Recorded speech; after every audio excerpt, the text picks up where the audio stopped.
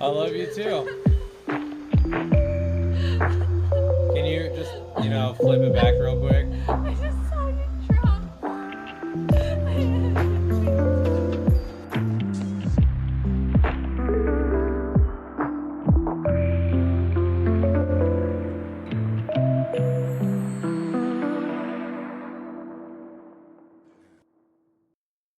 Welcome in, everybody. Awesome. I see a lot of freaking names in here, man. Hi. You got the most handsome man on the block here. There you go. Oh, crap. Yeah, it's seriously been a long time since I've streamed, so now I gotta figure out how to server mute and deafen myself. There we go. MacDaddy, I think we can hear you now. Oh, maybe not. I was muted. It's me. I'm the problem. I'm the problem. Here, I thought it was me, man. Now I gotta mute the Twitch page. All right, perfect. Now we're good. I'm good for audio. Are you good for audio? Good for audio. Air high five. Hell yeah, let's go. All right, perfect. Everybody, thanks for coming in. Welcome in. I see you guys here. Chris and Liz, Sparkle Farts, Genki Gamer, Papa Holly, Diminutive MK, Rice. Good to see you guys. How's everybody's night going, man?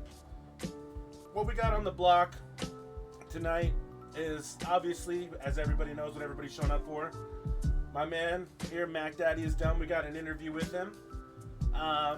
So first off, we're gonna start everything with a few questions that I think is on everybody's minds. We came up with a list here. We're gonna pick MacDaddy's brain and maybe his stash a little bit. and get to know him a little bit more. Everybody, you know, everybody likes MacDaddy. Everybody's got mad love for the man himself. And can we take a second and tell BP how much love that we have for him too? Because I was talking to a bunch of people and they were like, "Who's doing your interview?" And I told them that Bulletproof is doing my interview, and they were like, "I can't wait to see Bulletproof. We've been missing him so much." So everybody, let's get some W's in chat for BP. Let's get some W's going. Thanks, man. You're sweet. That's how you make a red man blush right there. There we go. Oh yeah, look at all those W's. Hell yeah. Well, thank you so much for hosting this, not just for me, but for all of the streamers that I've seen you guys do these interviews with. And it sounds like you're going to keep continuing to do these types of interviews and podcast style interviews. I think it's an awesome way to get to know a streamer and get to know part of the community. So thanks to you and Bullets Girl for putting in this show and honestly creating an amazing space that we're here because of Bullet Fam. So thank you so much. Thanks, man. Those are really kind words, man. We wouldn't be able to do it without people like yourself and everybody here to chat. So, you know, shout out W's to everybody out here. So yeah, the W's are in chat right now. That's for sure. That's for sure. Showing out. I think I hear that I'm quiet. So, am I still pretty quiet? I don't know if the microphone.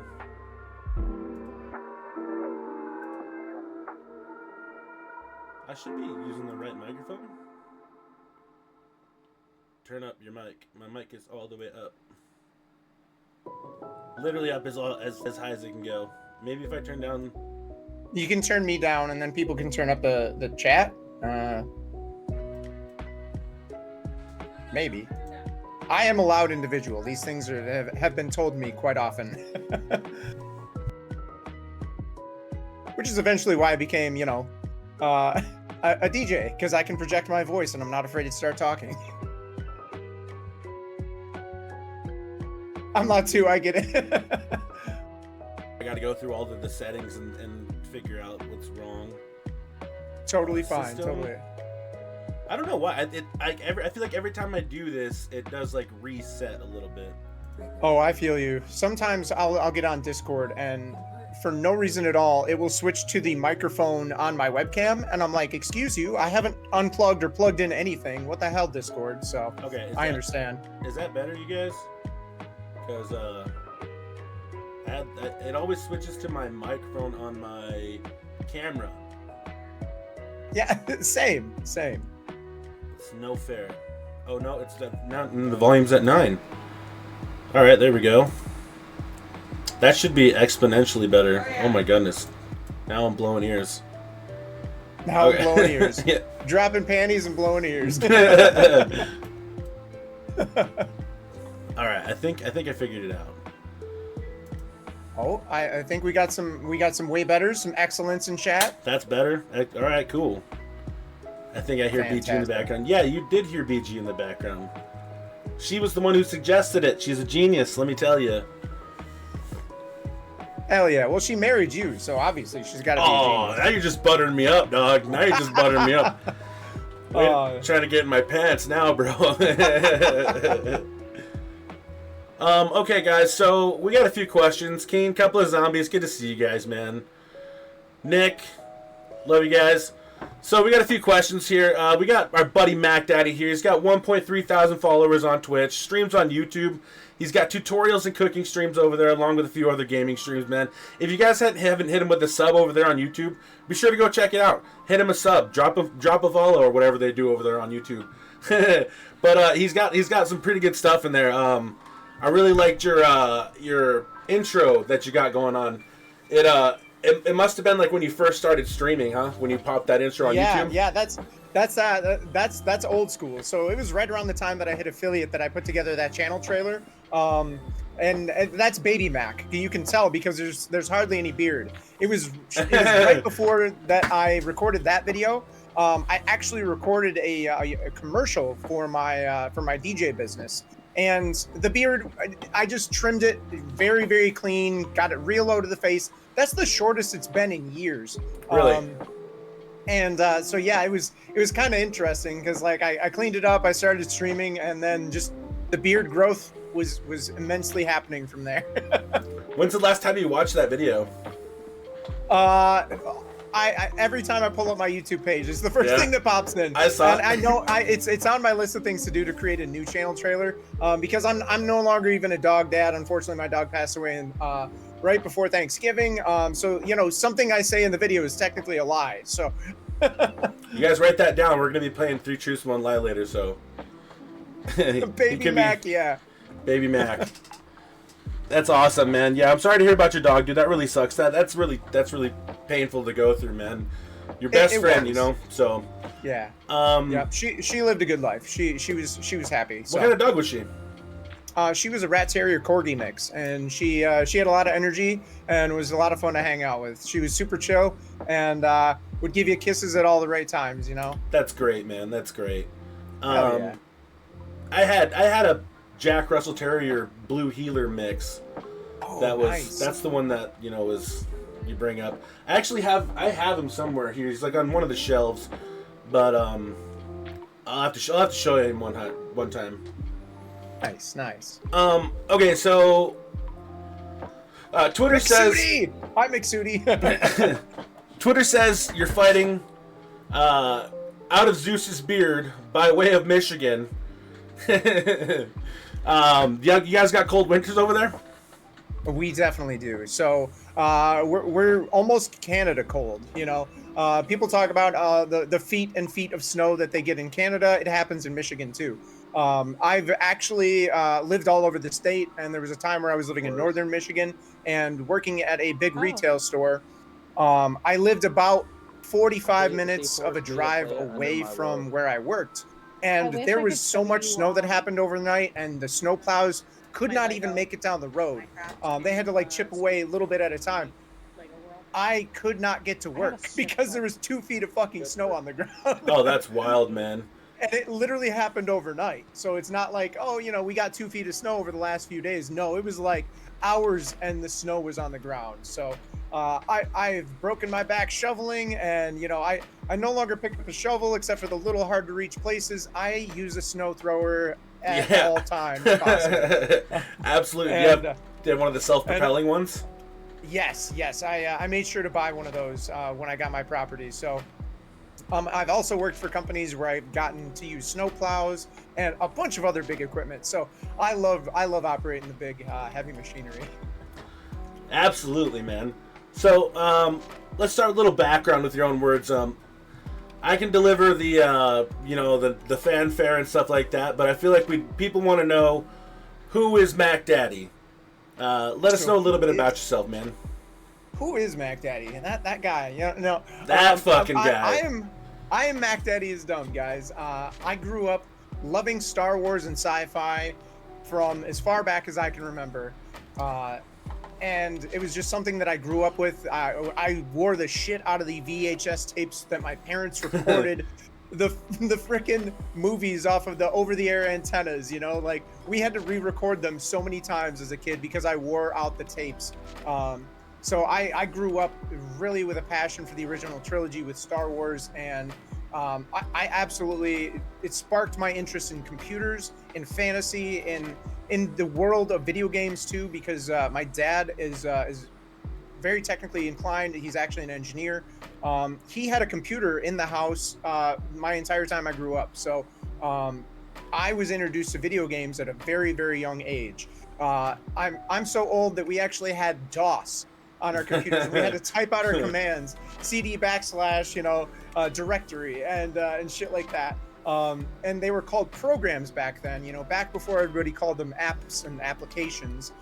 They were called computer programs. So you had to know what to look for, and you had to have a little bit of computer knowledge to be able to even run a frickin' simple video game. So actually one of the very first video games I ever played, Keen, was Commander Keen, on both my grandparents' computer and my home computer. So that was a lot of fun. The first-person shooters to ever hit the market were Wolfenstein 3D and Doom. My dad brought home some bootleg copies of those. Please don't come at me, ID Software. Even though you're not in business anymore, you're now owned by Bethesda. John Romero, come in your sleep. the really big floppy disks, and we inserted those motherfuckers. We installed that, and I played the crap out of those games. I used to know where all the secrets were. Don't ask me where they are these days. um, and then I got some consoles growing up too. I was a little limited because my parents were very financially tight with their money, so they weren't frivolously spending unnecessary amounts of cash on their children. I wish I could show you. So we had the PC, as we talked about. I actually had an Atari 2600, and as a matter of fact, I do still have that. It's actually in my basement with a very big library of games. Seriously? Yep. I have quite a few Atari games. It's pretty awesome. MacDaddyisdumb was playing Keen like a fiddle. That's what a lot of these are. I got a bunch of Atari games. I don't know if I don't think you've seen, because you can't see my screen, right? Like, but I've got the stream pulled up. Yeah, I got a bunch of like I think these are Atari games anyway. They look like 8-track tapes, but they're Atari games. Yeah. Yep. Now that you point that out, that's exactly what that is. That is awesome. Moonraker. Awesome. Asteroids. So moving on from the Atari 2600, I was gifted a Game Boy, the original Game Boy, the old school brick style gray one, and even had the like magnifying glass with the light up lights on it, so I could use it in the car at night while we were taking our road trips and stuff like that. I actually still have my original Game Boy, which is pretty dope. Wow. And the next console I received was the PS1 for Christmas, and again, my parents were frivolous with their money. They were not big spenders. So it was probably the second or third year that the PlayStation was actually out before I finally got one. And I wish I still had that console to this day, but unfortunately I got in the habit of, upgrading my consoles and getting rid of the old one. So from that point up until my current Xbox Series X, I don't have any of my old consoles, sadly.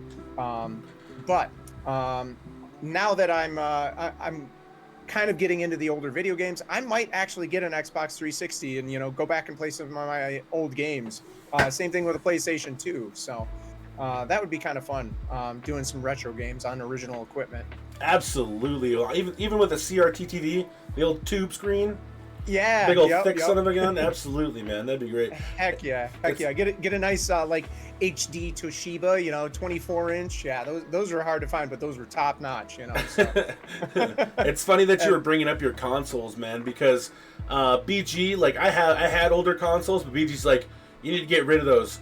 I actually have my 360 upstairs somewhere, and then my PS2, but I had a plethora of games, but I had to get rid of those. Moving and stuff like that. Once you get married, man, I swear. That's the part that sucks, and with so many things being cloud accessible now, I mean, most of my movies I purchase on the internet these days. I think it's Fandango, but it was Vudu for a long time. So I don't have nearly the movie library in physical form like I used to. So video games are kind of the same way, where you just download it from the cloud when you want to play it and then delete it off your hard drive when you're done. So it's a weird dynamic that we live in these days, but it is what it is.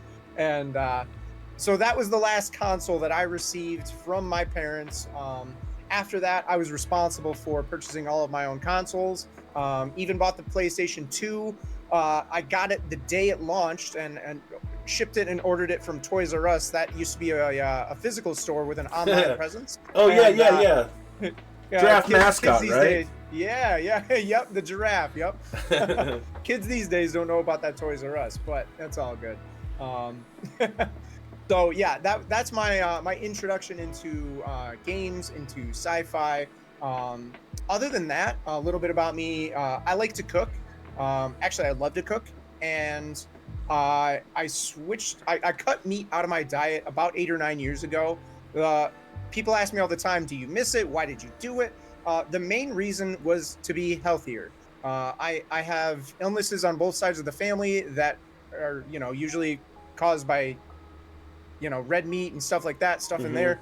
That helps, increase the chances of cancer. So I'm doing the best that I can to alleviate and kind of move my life forward by just not consuming those things. So good on you, man. And it actually is one of the best decisions I ever made, because it really leveled up my cooking. So I became like a pro level cook, you know, just by doing that, because I had to start getting more creative and get some different flavors into the mix, and really just start exploring. And then it was like a snowball effect where I really got into it.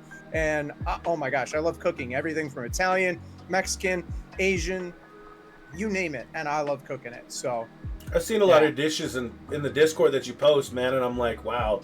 I would love to be there on taco night, man, let me tell you. Hell yeah. Some of my other passions include outdoor activities. I really enjoy everything from kayaking, going boating with my friends, riding ATVs, disc golfing, hiking, or even just chilling in the yard or chilling at the beach. Like that to me is still relaxing and a good use of my time, and really good for the mental health too. So, and then as it came to last year, I made a very big leap for myself. I decided to invest in me and work for myself full time as a wedding DJ for my business. And honestly, it's the best move I've ever done, because I'm no longer working for somebody else. I only have one boss to answer to. He's kind of an asshole, but you know, at least he's got a nice beard. But yeah, so that's most of the. Oh, I had one more thing that I wanted to touch on. I end up doing a lot of DIY projects too, because I love the mechanics of things. I love using some of the skills I've learned over the years whether it comes to mathematical skills, whether it comes to problem solving, and just tinkering. Honestly, just tinkering with stuff is really fun. I've always loved doing that.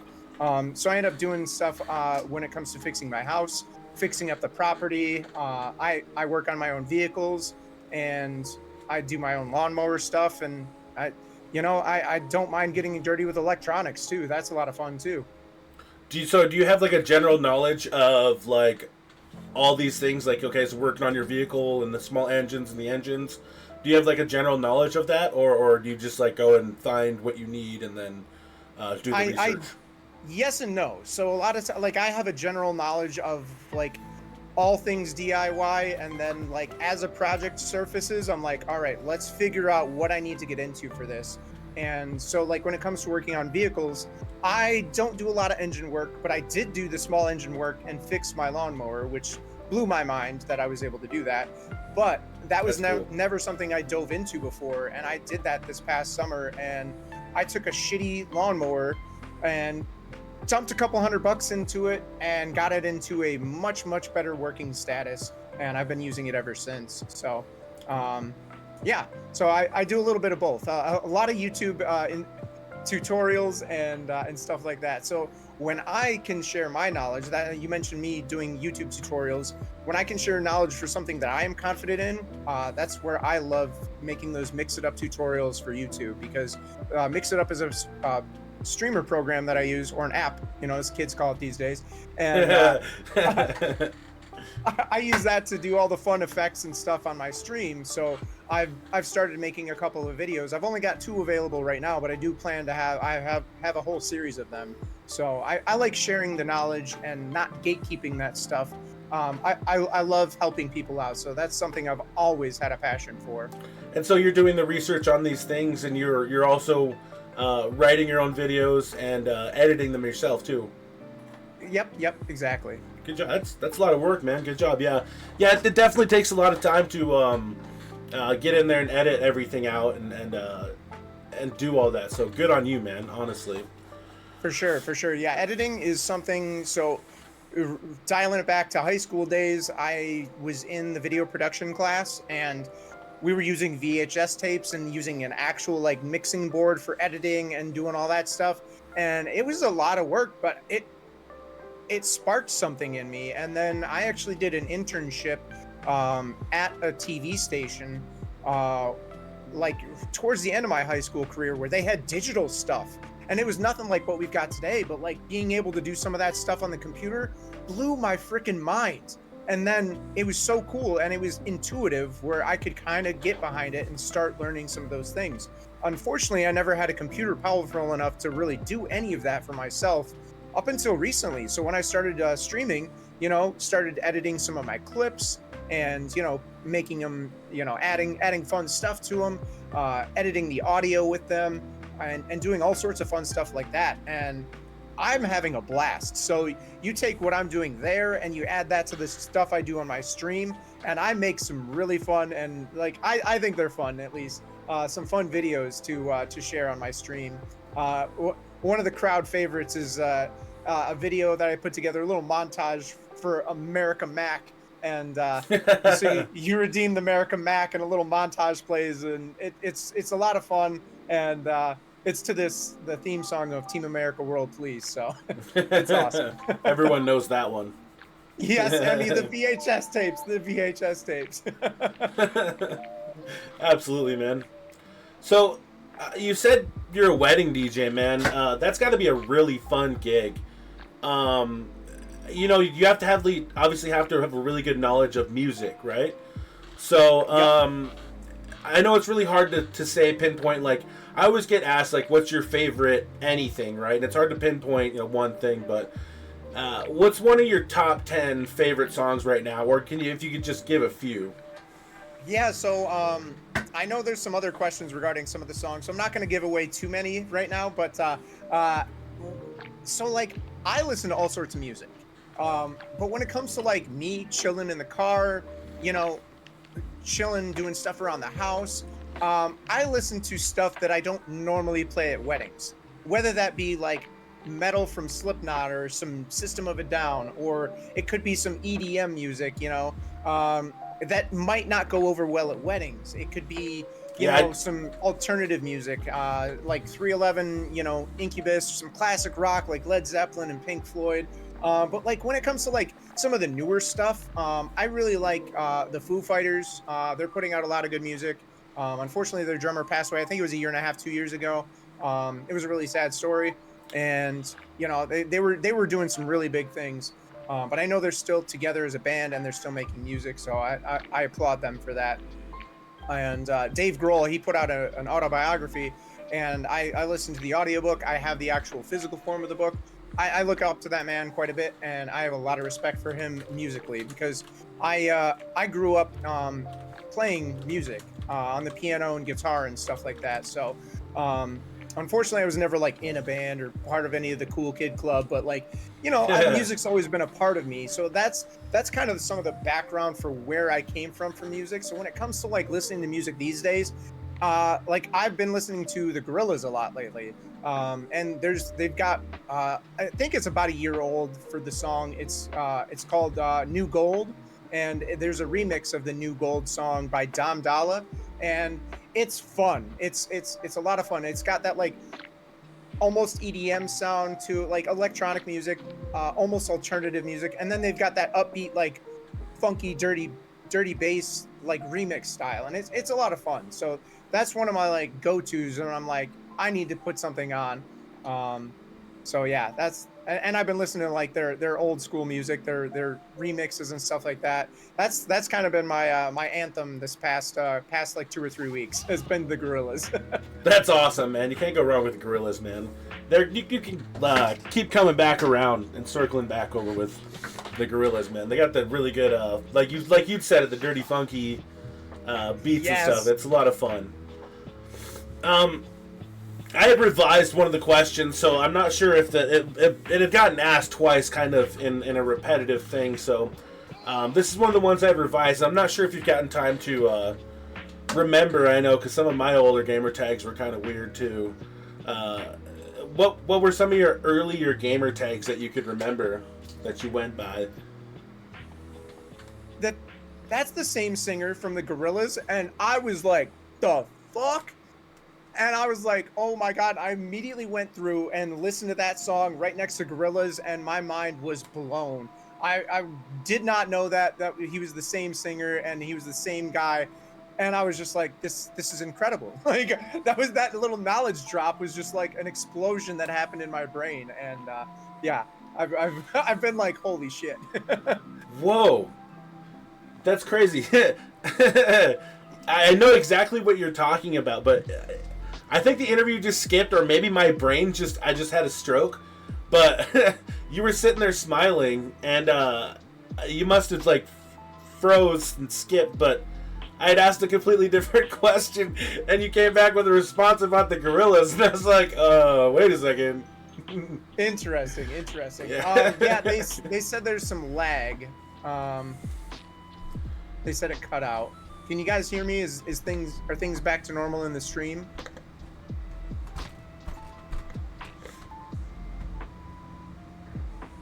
Normal? It's all good? It's all good now? It was just that one point. Seems good now. Okay, cool. That's weird. Yeah, Discord, internet. Am I right? Right? Dial up. But I think I was talking about how the song number 2 from Blur is the same singer and artist that is the guy in charge of and the singer for the Gorillaz. Oh yeah, I didn't know that. Yeah. It was a knowledge drop thanks to Paralyzed Playa. So I was giving him a little shout out, a little plug there. Gotta love Playa, man. These good people. I thought MacDaddy was trying to avoid the question. What up, Purple Wolf? Good to see you, buddy. But no, I think my Discord just had a case of the zoomies. That's hilarious. Yeah, like I said, I thought I had something going wrong in my brain. We'll blame Discord for that one. Yeah. Back to the music aspect of things. Do you have a public playlist like available to your followers, like something that you just kind of threw together, like, and you put out there, and it's your mix, it's your jam, it's what you want to share with the world? Don't at this time, and hearing you phrase it like that actually makes me think, maybe I should do something like that. How I was intending the question was I was anticipating, like, do I have like pre-done sets and mixes and stuff like that? I'm not doing any like remixing or mashups like on the regular right now, and in fact my remixing deck is actually down for the count. It either needs to be repaired or replaced. So that's where I was intending you to go with that question, but okay. That's a really good idea to maybe put together some playlists, for a mood, for a vibe. But that's not a bad idea. There's so many songs out there that I forget that other people have on their playlists, and I like to go through them and like to add, I like this song, add it to mine, because Yes. I get stuck with the same playlist that just seems static. It doesn't go anywhere. It's the same stuff, same stuff I've been listening to since like high school. Yeah, and you get thrown into a loop, and then you just can't get out of that loop, and it's a happy loop, but you might want something new, something fresh. So yeah, I totally get that, and I really like that idea. I think you've just inspired me a little bit to maybe make some playlists publicly available. Oh, that'd be awesome, man. I'd definitely love to check one out. Heck yeah. So being a cook, you're talking about being a vegetarian cook. Now that, like you said, would challenge you to open your mind more and find out, I guess, dishes and stuff that you enjoy versus like having to, choose and follow the direct path of everybody else or whatever it may be. Exactly. What is your favorite dish to cook? What I like to call your panty dropper. So yeah, I know there's another question about cooking later. So I've got two very different dishes. Okay. For these two specific questions. So this one, my panty dropper, is definitely an Indian dish. It is my butter chickpeas dish. It is the one video that I've done live with my cooking so far. The VOD is available on my YouTube page if you guys want to go check it out. I actually learned how to make naan for that video, and it's incredible, and it's That's easy bread, to make. right? Yeah, yep. It's the like unleavened bread that's pretty flat, and it's like tearaway bread. You dip it in, you like get the last bits of your sauce out of the bowl with it. Oh my gosh, it's so good. But yeah, so my butter chickpeas is really good. I can make it anywhere from mild to extra spicy, and yeah, you top that with a little bit of like some Greek yogurt at the end, some cilantro, and it's chickpeas, a tomato-based sauce, curry spices, and a bunch of other amazing stuff that goes in the mix. And since rice is here, you're gonna like this answer. I always make it with rice. Yeah. I like how you went into a little bit of detail. You scratched the surface, but you didn't show us the rest of that iceberg that goes into your dish. So you don't want to give away too many secrets around here. No, if you want to know, you gotta watch the VOD. Absolutely, you gotta go check out the VOD. Yeah, absolutely. But yeah, that and sometimes I'll make plain white rice, or sometimes I'll mix it up and do some spices in with the rice to make it have its own flavor palette. And I've given this to some very picky eaters, and I've gotten their seal of approval. Usually, everybody that tastes my curry, they're like, "Holy shit, Mac! Why can't I have this in my life all day, every day?" Well, you can. You just gotta stick by Mac. Exactly. Follow my cooking tutorials, he says. Yeah. Exactly. So, I know we talked a little bit about your streaming and stuff like that. To touch on that a little bit more, what kind of got you into streaming? What inspired you to pick up the controller, and instead of playing just for fun, what made you want to entertain other people while doing it at the same time? So this is another one of those questions where there's kind of two parts to it. So I'll go over the first part right now. And honestly, this is a really good question, and I'm not sure. I'm not sure where the drive came from. Personally, I thought you had to be a really, really good gamer, pro level style. Like, you're going to conventions, you're getting paid, you're getting sponsorships to be in those Call of Duty tournaments, to be in those Halo tournaments, to be in those Gears of War tournaments. So I never even thought about ever making it as a streamer, because I just didn't. I'm not at that skill level. Never have been, never will be. And so I never even really thought about it.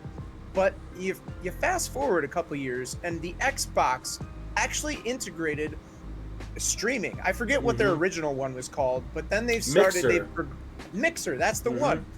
And then they switched it up to Twitch. So I saw that stuff, and I was always curious. And actually, I tried streaming 2 times through the Xbox. One of them was without a camera, and just gave it a try. I couldn't even tell you if it was Halo or Call of Duty. I don't know what I streamed. I was just trying it out. I had some fun with it. And the next time I tried with a webcam, and it worked, but the webcam kind of sucked. So like, it cut out halfway through. And I didn't have anybody in the chat. I didn't know what I was doing. And again, I didn't really understand Twitch. I didn't know anything about it. So I don't consider those like my real start to streaming. Yeah. So those were before I knew anything about Twitch or anything of the streaming world. That was just me kind of scratching the surface, and it left me curious. So I'll say that for when we get to the follow-up question.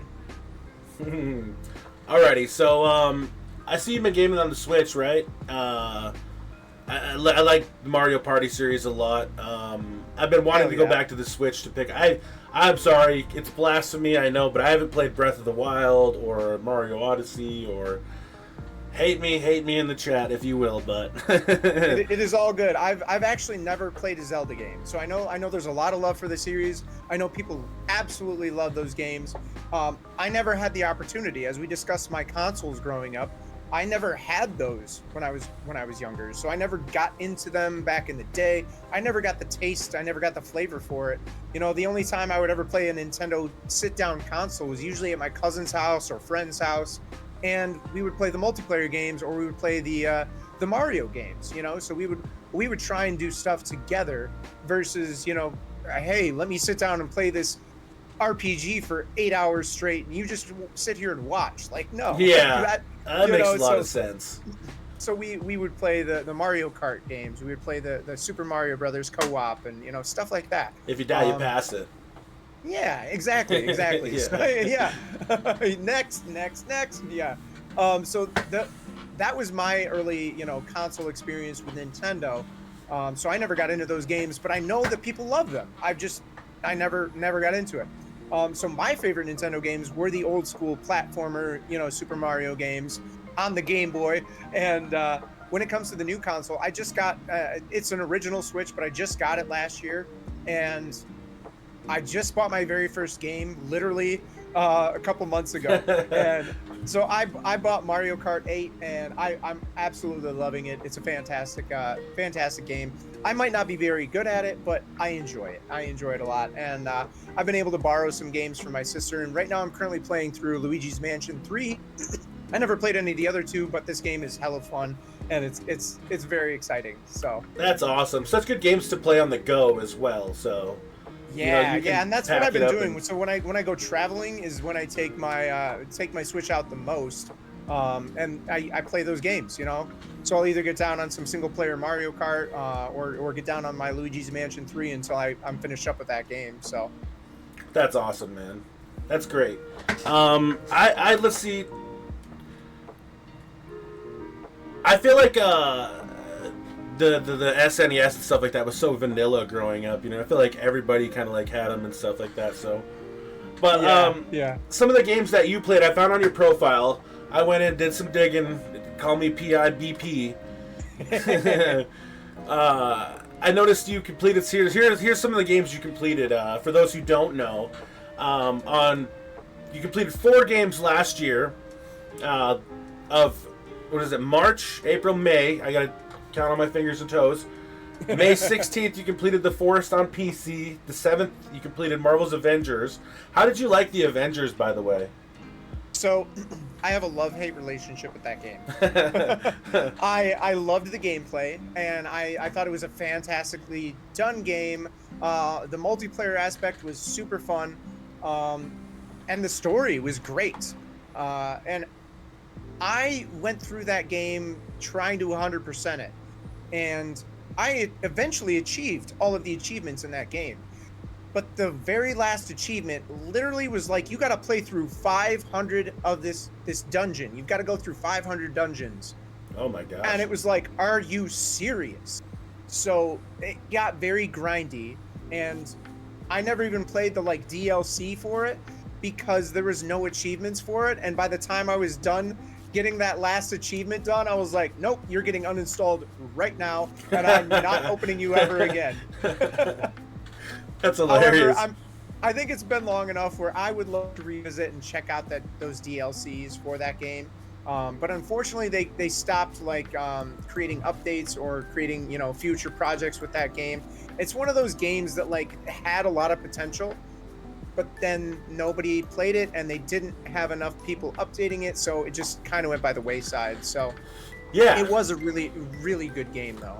I thoroughly enjoyed the storyline and the gameplay, especially using a controller. And that was one of the very first games that I streamed coming to Twitch, as a matter of fact. So.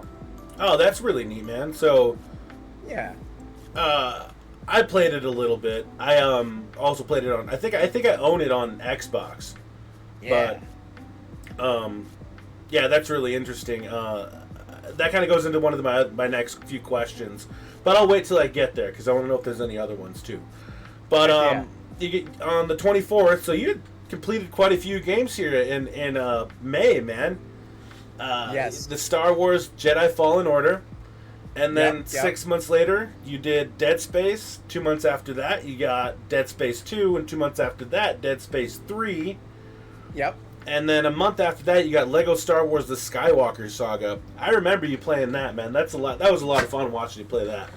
Yeah, I like to. So since Star Wars is part of a big part of my life and my upbringing, I get nostalgic when it comes to that stuff, and it holds a very special place in my life and my heart. So I like to make sure that I'm bringing me to my channel. I like to make sure I'm bringing the content I want to my channel. So every Friday, unless it's an off week, every Friday I try and do a Star Wars game.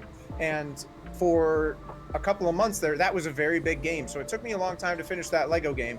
But every Friday was me playing Lego Star Wars The Skywalker Saga.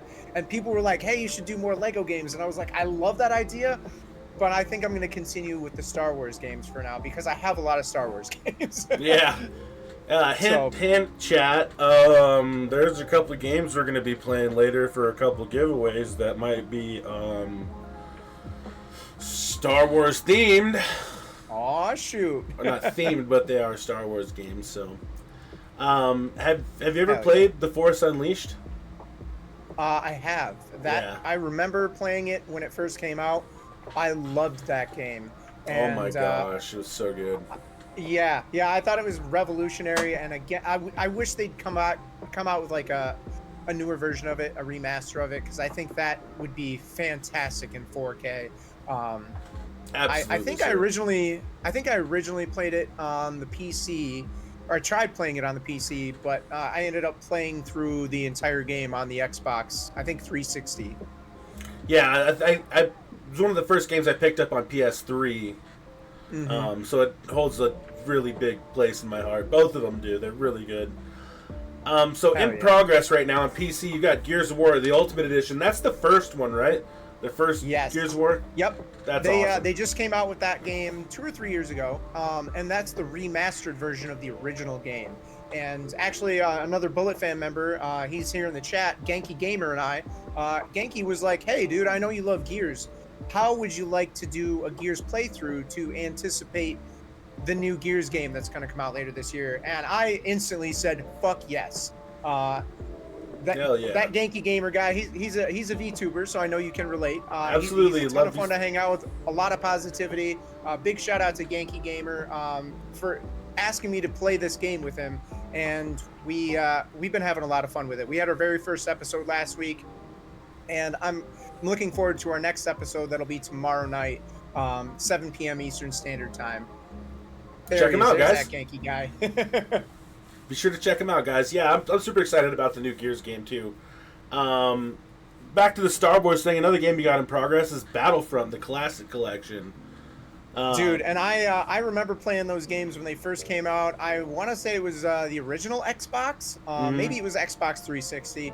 I loved those games. That was some of the like co-op, couch gaming that you could do with your buddies and stuff, and it was so much fun.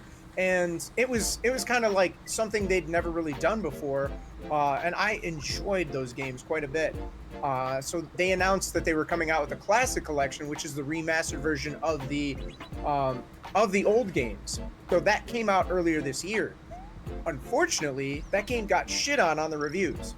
Oh, man. And the reason being is their online system apparently is terrible. So trying to do anything co-op, trying to do anything versus, good luck, apparently. So I haven't even tried to do that, but I had the game pre-ordered and I already had it, so I was like, you know what? Let's try the campaign. And I am having so much fun with the game. The upgrades to the graphics are pretty damn good. They're not 4K, knock your socks off, next level, Mass Effect good, Yeah. but they're really, really good, especially compared to where the game came from. And it's really, really nice to be able to revisit that saga, and it's actually challenging. So it's pretty cool because I get to test my skills, and it's a nice chill game that I can play, and enjoy some of that Star Wars nostalgia. And I know there's a lot of Star Wars fans here in the Bullet Fam and in the chat here. Everybody seems to be enjoying those types of games, especially when it comes to bringing back some of those old school classics. So I'm having fun with it. Gotta love the old school classics, man. Yeah, I think I think the original came out on Xbox, PS2. I think. Yeah. I think you're right. And I think they may have been either forward compatible or backward compatible with the 360, or they might have come out with the second one on the 360, something along those lines. Yeah. Because it was around that time frame. Yeah, definitely. Look how old we're getting, man. We can't even freaking remember. Back in our day, I don't know if it was Back in my day, Xbox or... So you got We Happy Few. I've never played We Happy Few. You enjoy that game? I have been, yes. I've been told it's a lot like Fallout, the Fallout games, where you've got main quests, you've got side quests. And I was really, really enjoying the game. I thought I was getting really close to the end of the game, and I thought I was celebrating, right? Apparently, I was done with Act 1 of 3.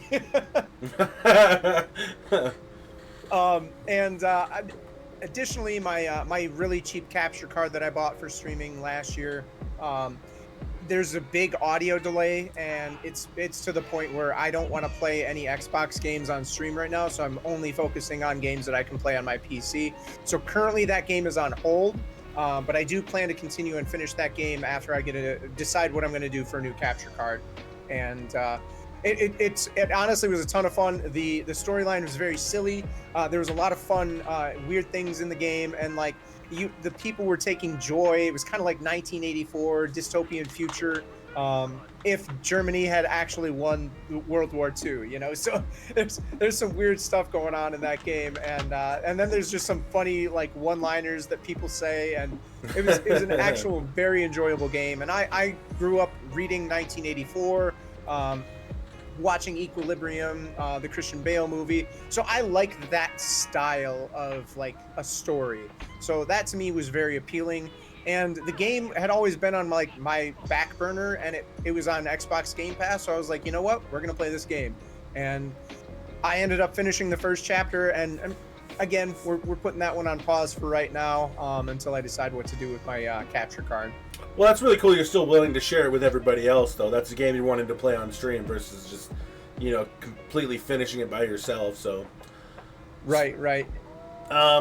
So of the games, or actually it says you got plans to complete. Oh, never mind. I wrote this down. This is my note that I forgot to delete. Oh, it's all good. Okay. It's all good. So of these games, you said you completed Avengers. You 100%ed Avengers. Are those any of those other games that you completed? 100%. I have 100%ed a couple of games, but unfortunately, the ones that I've done on Twitch, the only one that I 100%ed was the Avengers game. Some of those games I would like to revisit and go back and get 100% on. And a game that I wish I owned and was still on Xbox Game Pass that I had an absolute blast playing was the Guardians of the Galaxy game. That storyline had me hooked. The dialogue was hilarious, and I just thought it was a very well done story. The gameplay was awesome, and I think I'm only missing 2 achievements on that game. So I can't justify buying a game just for that. But you know, if it ever goes on sale cheap enough or comes back to Xbox Game Pass, I may end up playing that game on stream in the future and trying to get those last 2 achievements. They kind of are not necessarily hand in hand, but they're made by like the same engine, same developer, right? I believe they are. Yep. And there were 2 completely different styles of games, but like some of the gameplay was similar, where Guardians of the Galaxy was more story based, and you were just playing your way through the story. There was only a couple of decisions you could make to go one way or the other, and then the Avengers game is more mission based. And yes, there are some, you know, different routes you can take and different ways you can do the outcomes and stuff. But it was much more open world in the Avengers game versus the Guardians game. Oh, that's awesome. Yeah, I definitely wanted to try both. They're definitely on my list, man. But, you know, you look into your bag of video games, right? And you're like, oh my gosh, I've got this still. Oh, I still have to play this. Oh, I want to play this. Like, it's never ending, man. It never ends. It's like laundry or dishes. But it's fun. Exactly. Fun. There's always going to be that next game that comes out. There's always going to be, you know, that game that you've had on your back burner for forever, that you've been meaning to get to and you'll never get to it. It happens. We can't play all the video games. We can't watch all the TV. We can't watch all the movies.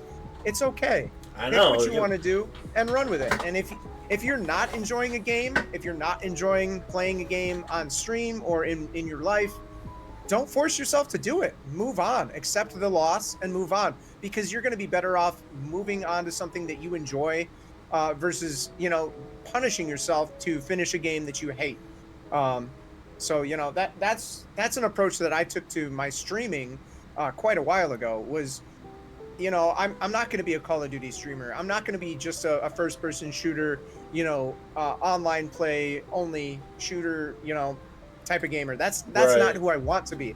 I want to experience these stories, and I want to share those stories with other people. So if people want to tune in and enjoy the ride with me, that's cool. That's all that I can ask for.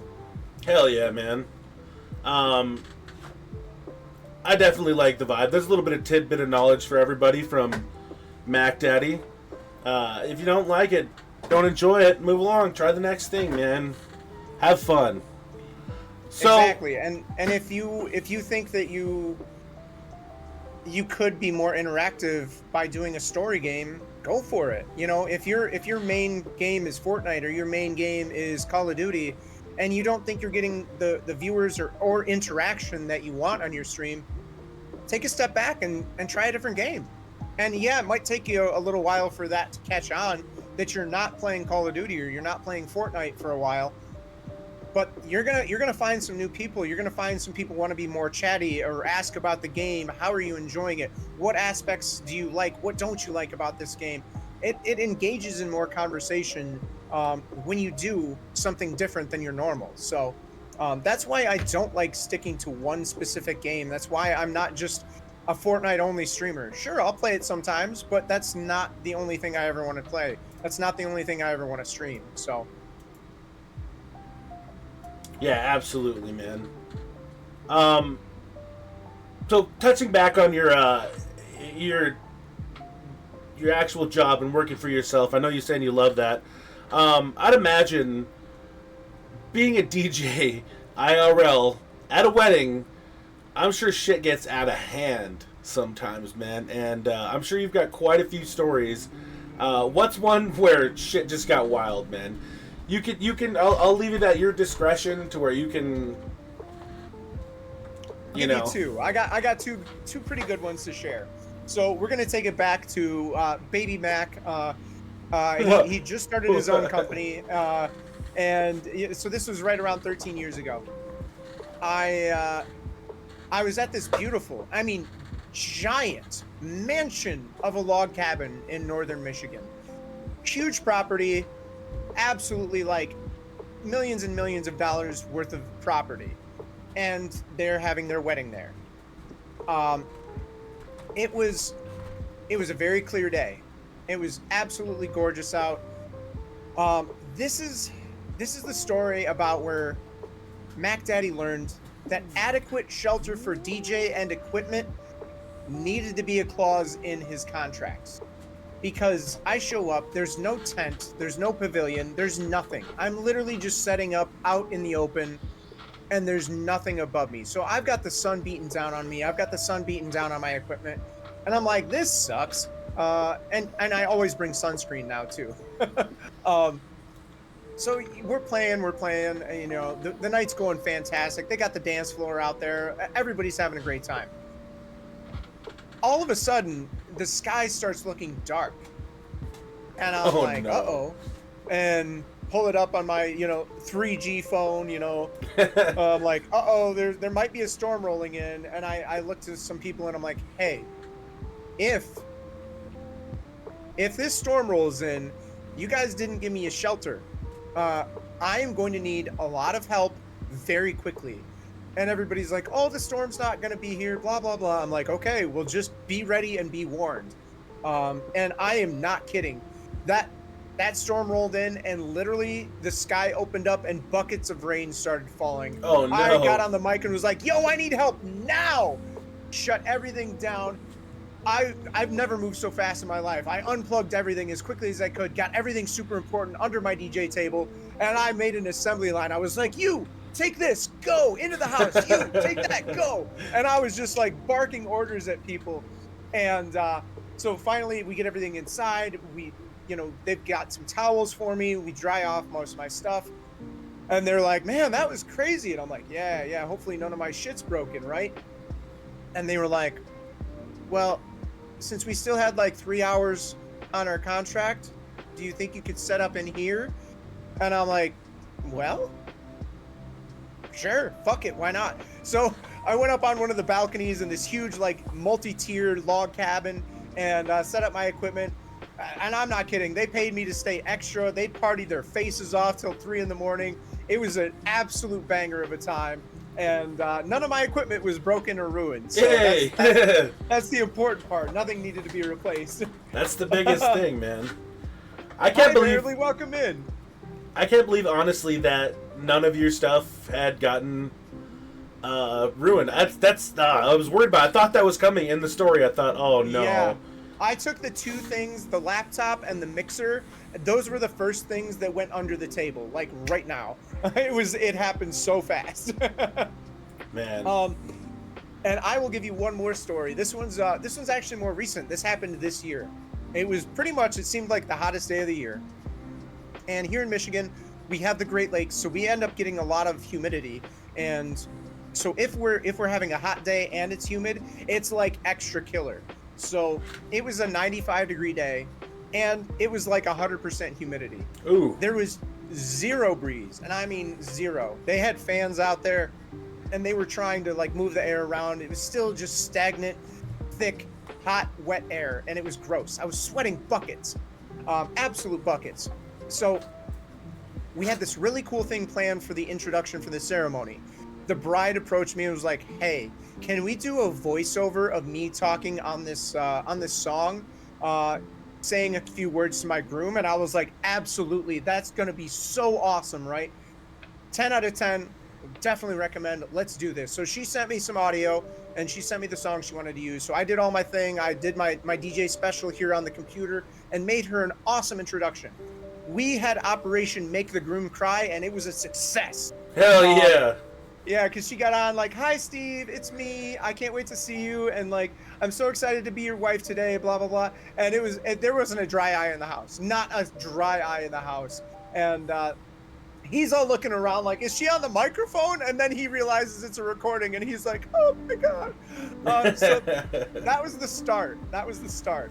And then the officiant, I always like doing microphone checks, and I always like walking them through how to turn on and off the microphone, blah, blah, blah.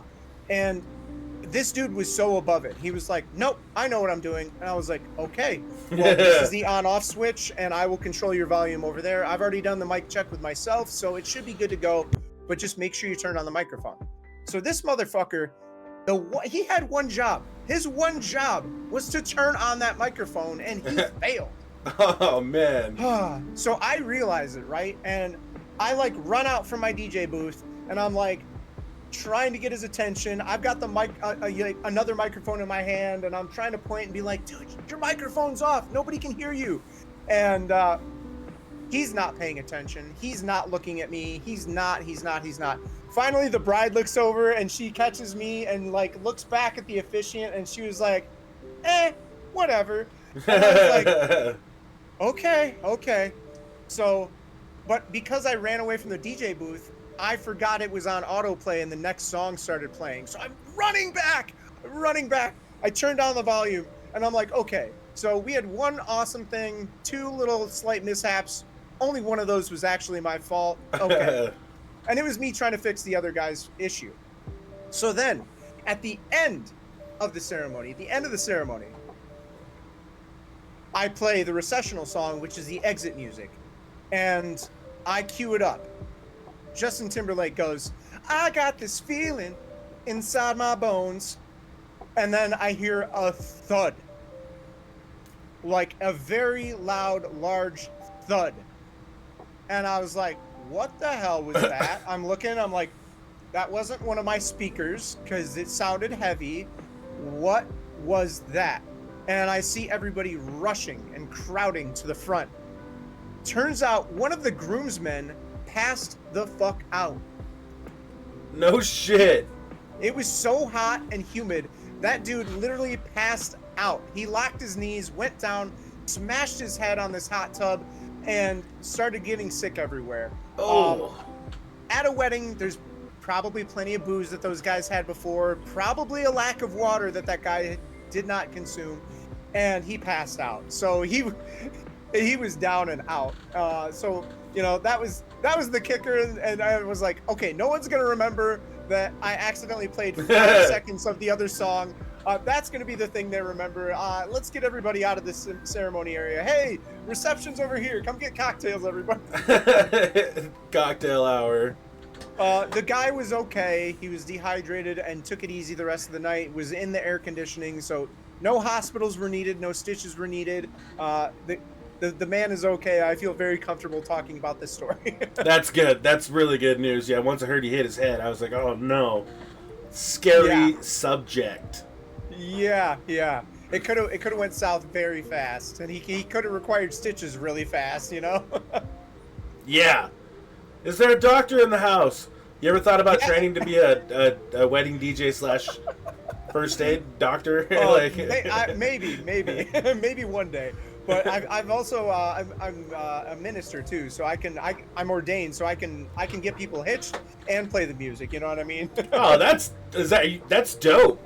Yeah, I've only ever done that once. I got ordained for one of my friends. He was like, "We really want you to be our officiant, and we also want you to be our DJ." I was like, "What?" Working I double made it work. duty. Yeah, I actually ended up changing outfits from the ceremony to the reception, and I had one of my buddies come along and help me with the audio for the ceremony, and then there was a couple people that like didn't know it was happening, and they were like giving me the double takes, like, "Were you?" Yes, I was the officiant. Oh my gosh, that's crazy. That's hilarious. Yeah. That's really cool though, man. I pulling double duty for a friend, man. Especially at a friend's wedding, or like you could be like the emergency, like somebody didn't show up. Oh my god, we're not gonna get married today. Like, all right, just so you know, I'm your man. That's also why that's also, again, going back to the adequate shelter clause in my contract. That's also why I bring a pop-up tent, and charge people for it. And I also have an option to bring a generator now too. Oh, nice. I can be a man of many talents and many services. You'll just have to start bringing your cooking skills as well, Yeah, and then they won't need anybody. It'll just be MacDaddy's wedding services. Hell yeah! I eventually want to get my own wedding venue. That's one of the goals in the next few years, is to relocate here in Michigan and get a wedding venue. So. Get yourself a nice piece of land. Yep, exactly. That's a good idea, man. So, which one of the because people have been to weddings. We've heard all the usual wedding songs and stuff like that. Mambo Number 5 or whatever everybody jams and stuff. That's actually making a comeback, and it's crazy. That it is. I love that song. It's been a banger. It is good. It is good. Old school. Which one of the songs would you say is requested the most? So there's a couple. So in recent years, Uptown Funk by Mark Ronson and Bruno Mars has been huge. I've even played it at my cousin's wedding twice upon request, because she loved the song so much, right? But consistently, Usher, Yeah, always hits hard and gets played at almost every wedding. And same thing with Lil Jon and the East Side Boys, Get Low. Those are usually some pretty big staples that happen at every wedding.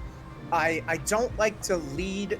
So I do this thing where I don't like to save great songs. I don't like to get all the shitty songs out of the way and work my way up to the good ones. I like to mix it up and span the genres and do some of the bangers early to keep people interested, keep people active. But those are some of the songs that I like to leave to the last hour. So when it comes to Lil Jon and the East Side Boys, Get Low, and Usher, Yeah, those are usually within the last hour to 45 minutes of the show. So, and usually people have had a couple of drinks by then. They're getting wild and loose, and then they're just, yeah. So those are some good ones. Now this year, one of the big hits is Chappell Roan, Hot to Go, and I've had it requested at a couple weddings, and I think I've played it at probably every wedding so far this year. Really? Since that song came out. That's a good one.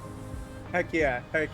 Yeah, everybody's out to the window and to the wall, and yeah. Auntie's trying to drop it low, and she can't. Right. Oh my gosh, I've had some grandmas getting down to some of these songs, and I'm like, holy smokes, Graham, don't break a hip, okay? Then those songs too are just ones you just know off the top of your biscuit. You know exactly which ones, right? Oh yeah. So we've got some questions from the staff that I had asked to help with the interview and stuff. They've been a blessing, man. They've came up with some pretty good ones here. And without further ado, I'm just gonna jump right into them. This one's from Hibernator, and it says, if you can travel with zero limits, where would you go and what would you do? So I love this question, mainly because I love to travel and experience new places. So when it comes to my home country, I've never been to New York City, even though I've been to New York State. We have some family, some distant relatives that live in upstate New York, so I've been there, but I never went to the Big Apple. So that's one that I would really love to go to. Another couple places in the United States that I have not been to: the Pacific Northwest, California, Hawaii, and maybe Alaska. Maybe, depending on the time of year. So those are some of the places in the United States that I would love to travel that I have never been to. But I also like going to other countries. So I enjoy learning about new cultures as well as traveling to these other countries. I've been to Japan, I've been to Mexico, I've been to Canada, and as I've talked about, I've been to a bunch of different states here in the United States. So some other countries that I have not been to that are kind of on my bucket list are Australia, Ireland, and Italy. Those seem like some pretty cool places, very different cultures, and just a whole lot of fun to go check out at some point in my life. Oh, they sound like great choices for food too. Yeah. I'm definitely a food connoisseur if you can't tell. Like, I love my eats, man. And so Hell I yeah. definitely love to go to them places for food, especially Italy. That'd be fantastic. Yeah, and to me, so I don't speak any Italian, but to me, the sexiest language that us humans have is Italian. I don't know why. If somebody's speaking Italian, I'm just like melting. Yep. Say more. I love it. It's my favorite language to listen to, even though I don't understand most of it. And obviously the food. Oh my gosh, the food. I would love to get some authentic Italian food in the country. Yeah. Instead of just the stuff that we call Italian food, or the extent of my Italian knowledge, I would say right now is probably Olive Garden. I'm not sure which. There's too many big Italian restaurants around Montana where I'm at, so yeah. And Olive Garden is just one of those chains where everything's just prepackaged and nothing's made from scratch like you want it to be. Sauce is made in a bag. Yeah, the bag sauce. Ugh. Yeah. Not my favorite. Okay, so next one. This one seems like she knows exactly what she was doing when she asked it. It's from Liz, my fellow council member. It says, if Darth Vader had you in a chokehold, I'm not sure if it's one or two-handed, whatever. What would you say? What would you do or say? I feel like it's a loaded. Daddy. Yeah, I was gonna say, I feel like it's a loaded question. What? Whoa, where are we going with this? Never mind. Honestly, I would probably tell him to teach me the ways of the Force and maybe take me on as an apprentice. Or I would look at him and say, "It wasn't me." That's good shit, man. Harder, Daddy. I felt like it was a loaded question. I feel like she knew what she was doing when she asked it. Great question, Liz. Absolutely. This is from Drizintal. It seems like this is a really good question, and it has to do with motivation.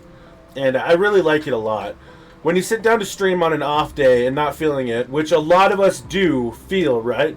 What motivates MacDaddy to go live? So that is an excellent question. And as a streamer, as a content creator, somebody who goes live in front of people, in front of an audience, whether that be a couple people or a lot of people, you can get anxiety. You can get performance anxiety, and they don't make a little blue pill for going live. So the thing you got to do is you got to hype yourself up. You got to get in the mindset. You got to get in the zone.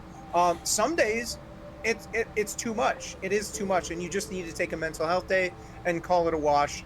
But if you get too comfortable with doing that, you get too much in the habit of just, I don't feel like it, I'm going to take a mental health day. It starts becoming a habit and a pattern. And I know that because after I reached affiliate, that's kind of what I did. I talked myself out of streaming a lot. So there was a lot of large gaps in the weeks where I wasn't streaming. And so I wasn't being consistent with my content. I wasn't being consistent for anybody who did want to watch the games I was playing, who did want to hang out on Twitch. So that is the big thing. You can take mental health breaks, but don't make them every time. The thing that I do is focus on me, breathe. I do this weird thing before every stream. even though I know I'm not going to see you guys face to face, you're not going to be close to me, close enough to hug, close enough to smell my breath. I brush my teeth before every stream. It's a ritual. It's a habit. I don't want to feel the feels of any grit. I don't want to feel like, oh, maybe there's something in my teeth. So once I've brushed my teeth, I know I'm going live. And so that kind of solidifies that I am doing this. The routine is starting, so making a routine and setting those goals, setting those steps up for yourself can be very, very helpful.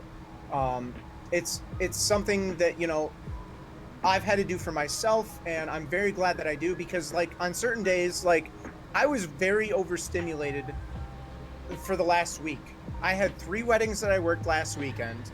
I streamed on Monday, had a bunch of client calls on Monday. I left town on Tuesday and hung out and drove with family to another state for an amusement park. And I was with my family, nieces and nephews. They were fighting like cats and dogs for those couple of days, water park, roller coasters, and then had to drive another, 6 hours back home. So I was way overstimulated and just needed to decompress. So on Friday, I was sitting there literally just like, do I call off stream today? Do I do it? Should I? And then I worked myself back up to where I needed to be. I already put my schedule out there. I'm going to stick to my schedule. So I did the things. I talked myself back into it, took a breath of fresh air, and I went and brushed my teeth and started my routine. And once I did that, I was able to hit the go live button. And I'm very glad I did, because it was a different type of stimulation, and it was something that it was a breath of fresh air. So after I hit the go live button, it was like a warm hug. I was here, I was back again. And then at the end of stream, I felt 1,000 times better. I felt so much better about where I was for my week, for my stream, and just my mental health in general. So you've got to take the small wins. Sometimes you've got to push yourself. You just don't want to push yourself too hard. And again, routines. I like putting my schedule out on my Twitch page, so that if somebody clicks on my profile, if I ever get shouted out, they can easily see that I have a couple of things scheduled.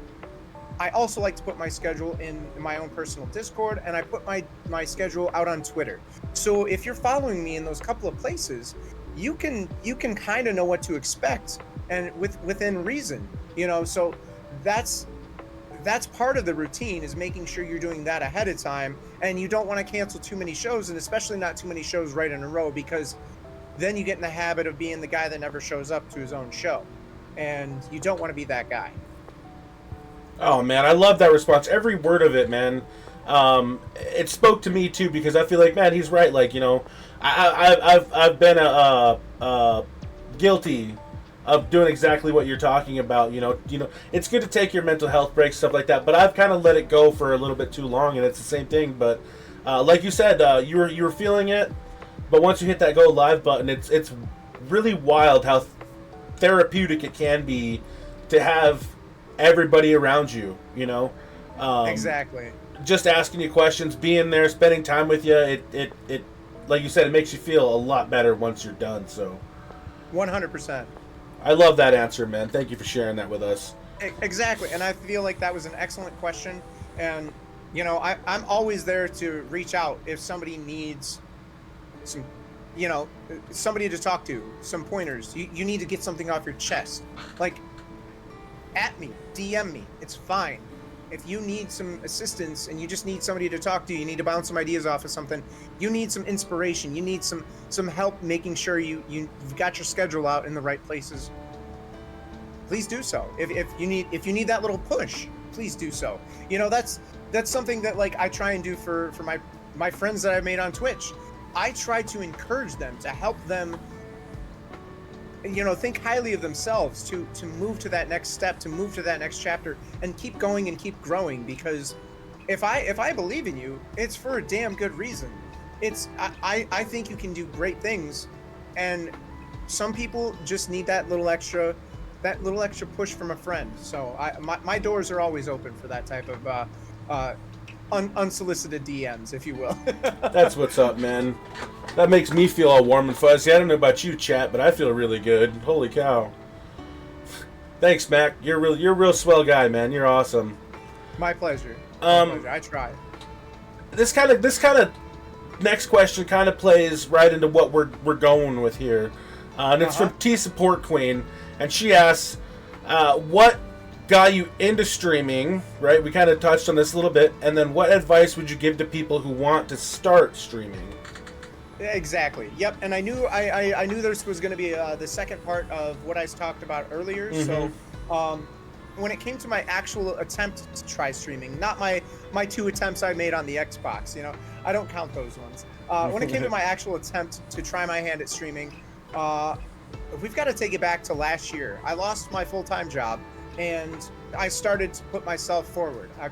I wanted to invest my time in me to do things that I loved, wanted to try, and go from there. So the first and foremost was my job, was make sure that I was securing my business. So that was the most important thing. That was what I was focusing almost all of my energy on right away. I also didn't have a working vehicle at the time.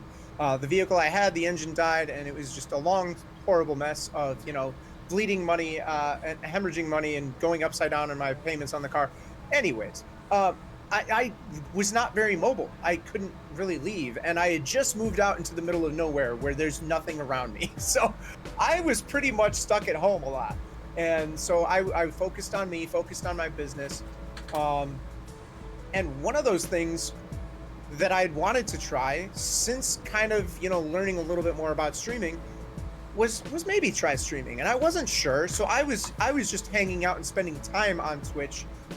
When a couple of streamers that I know, they actually encouraged me, MacDaddy, why aren't you a streamer? Like, you seem to know a lot about this video game, or you seem to be fun to talk to in chat. Why aren't you doing this? And I was like, you know, maybe I should. So money was tight. I bought the cheapest camera I could, a $20 camera, cheapest name brand I could. It was a $20 camera. And then I bought the cheapest capture card I could. And again, that's why I need to replace it. It was a $30 one from Amazon. But I didn't have a whole lot of money. So I went with the least expensive options I could to get me started.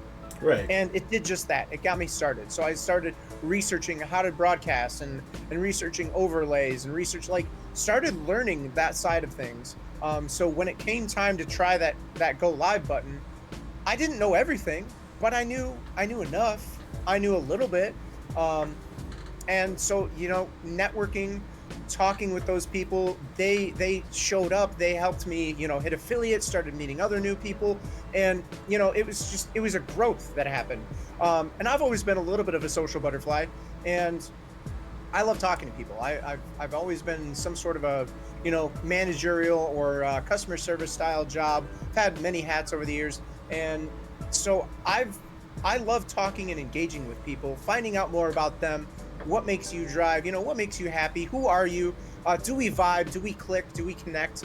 And so networking is the one thing that I can say you have to do. Because if you don't get out there and talk to people in their streams, if you don't show up and, you know, meet other people, you can't just go back to the same people and say hi and then never say anything, or just lurking exclusively. You're never going to grow that way. You're never going to get people to come to your channel. So engaging with the other people in chat, talking with the streamer, not ignoring the chat. You know, that's another thing I've seen quite a bit, you know, or where people will talk to only one person in the chat as a streamer, or as a chatter, you're only talking to the streamer. You're ignoring the other conversations going on around you. You have to be aware of what's going on, read the room, and engage. The engagement will in turn create more engagement for you. It doesn't happen overnight. It does not happen right now. It happens slowly, and everybody's on their own journey. Everybody's on their own pace. So no matter if you're gaining a follower every month or a follower every time you go live, or more than that, that's growth. That's forward progress. That's the thing I got to tell you the most is everybody is on their own journey. So don't compare yourself to others. Never, ever compare yourself to others. You will always set yourself up for disaster, and you will be in a negative headspace faster than you know it. You gotta look at you. You've got to look at your chat. You've got to focus on the things you can control, and really make sure you're trying to do the best job that you're able to do and not worry about what they got going on down the street. It's about you. It's your show. So portray yourself. Be yourself. Because that's what people come here for. They don't want to come here for the fake stuff. If you're a fake ass motherfucker on Twitch, people will figure that out really quickly. And they might never come back, you know? So like, always be true to yourself and always be yourself. So that's some of the stuff that I would recommend for anybody at any stage, whether or not you're just starting out or you've been streaming for years and years. So I can tell you, my friend Matt Bookman that raided into the stream here, he's been doing an excellent job of getting out there and networking. He was streaming for a couple of years and he's been getting out there and networking more, and I applaud him for it. We were able to help him hit affiliate this year, and I am so proud of that. Like, the more you network and the more you meet other people, the better you're going to do in your channel. So always network and always be true to yourself. Those are the big takeaways. Man, I love that. Y'all fucking taking notes out there or no? Y'all better be. If not, the VOD will be available. Yeah, yeah. This will be on our YouTube. Specifically, be sure to bookmark that spot and remember it.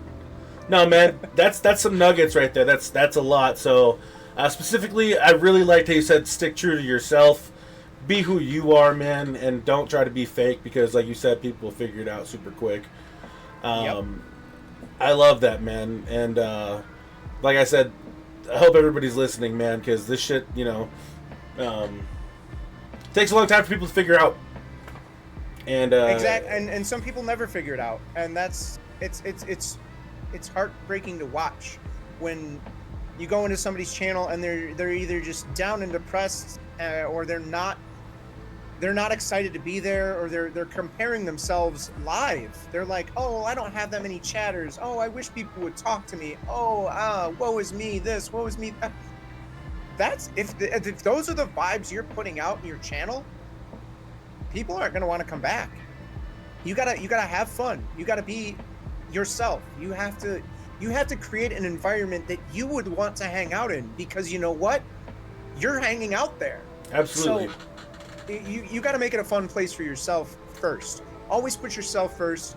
The rest will come naturally. So never compare yourself to anybody else. I had seen this, I'm not sure if it was a meme or I can't remember what it was, but it was like talking about like, oh, I streamed to so many people, right? People get so down on it, right? And it's like, all right, this is what 8 people in a room looks like watching you, right? This is what 15 people, 20 people, 100 people look, and it's like, if you see that, like, in your mind, like, you just see a number, right? You see, oh, 20 people are sitting here watching me. Oh, well, why don't I have 50? Why don't I have, you know, where's this person? Where's that person? And then it's like, well, if you realize, like, and you put it in your brain, like, you're able to understand the image of seeing 20 people looking back at you, watching you, like, 20 people is a lot of fucking people watching you. So, not being down on those numbers really is big, too. I agree with that. 100%. And the same thing, so I bring the same energy to stream that I bring to weddings, right? And not every wedding is the same. There might be 40 or 50 people at the wedding. There might be 350 people at the wedding. I bring the same energy and I perform at the best that I can do for each and every show to make sure that I'm delivering the best night I can do for my clients. And that's the same thing I bring to streaming. If I'm streaming something silly like building a Lego stream set and it's a low view count, but I had a blast, fuck yeah. I loved building that Lego set. But was it my highest viewed show ever? No. But I still had fun. I still enjoyed the fuck out of that entire show. And you know, you never know when you're going to get rated. You never know when you're going to get, you know, people that are lurking that might not be counted as a viewer yet. So you don't want to put out that negative energy ever. Always be positive, stay true to yourself, and have fun. That's the most important thing. People are not on Twitch. Well, I'm sorry. I'm sure there's some people on Twitch and, you know, that are on here just to be assholes and bitch and moan. You know, we all know those types. But most people come to this platform as a viewer to have fun, to release. It's entertainment. So if you're being a negative Nancy, nobody's ever gonna want to come back. Right, absolutely, man. Hell yeah. You guys getting this, chat? Moving on to a little bit of a lighter subject. Back to the foodie aspect, and this is a really big question too. I like this one. What is the best mac and cheese? It's asked by It's Nick. Wonderful question, It's Nick, and also T Support Queen. Thank you for your question. That was an amazing question. It was definitely sparked a lot of conversation there. It's Nick Live. So yes, this is a near and dear question to my heart for a few reasons. One, my name is Mac, and two, I love food. So I'm going to give this the 1-2 punch. The best boxed mac and cheese, the best that I've tried, and I've tried a lot of them, is Annie's. Annie's, hands down, the best boxed mac and cheese. You can't go wrong with Annie's. I prefer like the shells, either the white or the 3 cheese one, but I will take any of the mac and cheese that Annie puts out. Wrong, Keen, are you gonna say Kraft? Are you gonna say Kraft dinners? Yeah. So that's my favorite when it comes to the boxed mac and cheese, and I usually jazz those up a little bit. So first you gotta boil the noodles. Do that to the proper al dente. You strain your noodles. You throw some butter in there. Make sure that the noodles don't get stuck to themselves, right? And then you go back over to the stove with your pot, and you throw down some milk, some almond milk, whatever you're feeling, along with some butter, maybe some garlic and some salt, pepper. And if you want to add any other spices in there, go for it. But usually those are the core ones that I go with. And you create your roux. You whisk that bitch up. You get that nice and hot, and then you start mixing in the powdered cheese, right? You start mixing that in. You get that nice and smooth. Then you add a little bit of shredded cheese. Then you come and fold your mac and cheese back into the pot. Oh my gosh, and you stir it and stir it and stir it, and you are gonna get some of the best mac and cheese from a box, hands down. I knew you were gonna love Kraft dinner. I knew it, Keen. I knew Hands up in the air if you want a tutorial. I want to see this made on YouTube. That might be very doable. Laurie's is good stuff. Hell yeah. Laurie's is good, man. The seasoning salt. So, we've got Alpine Touch up here in Montana.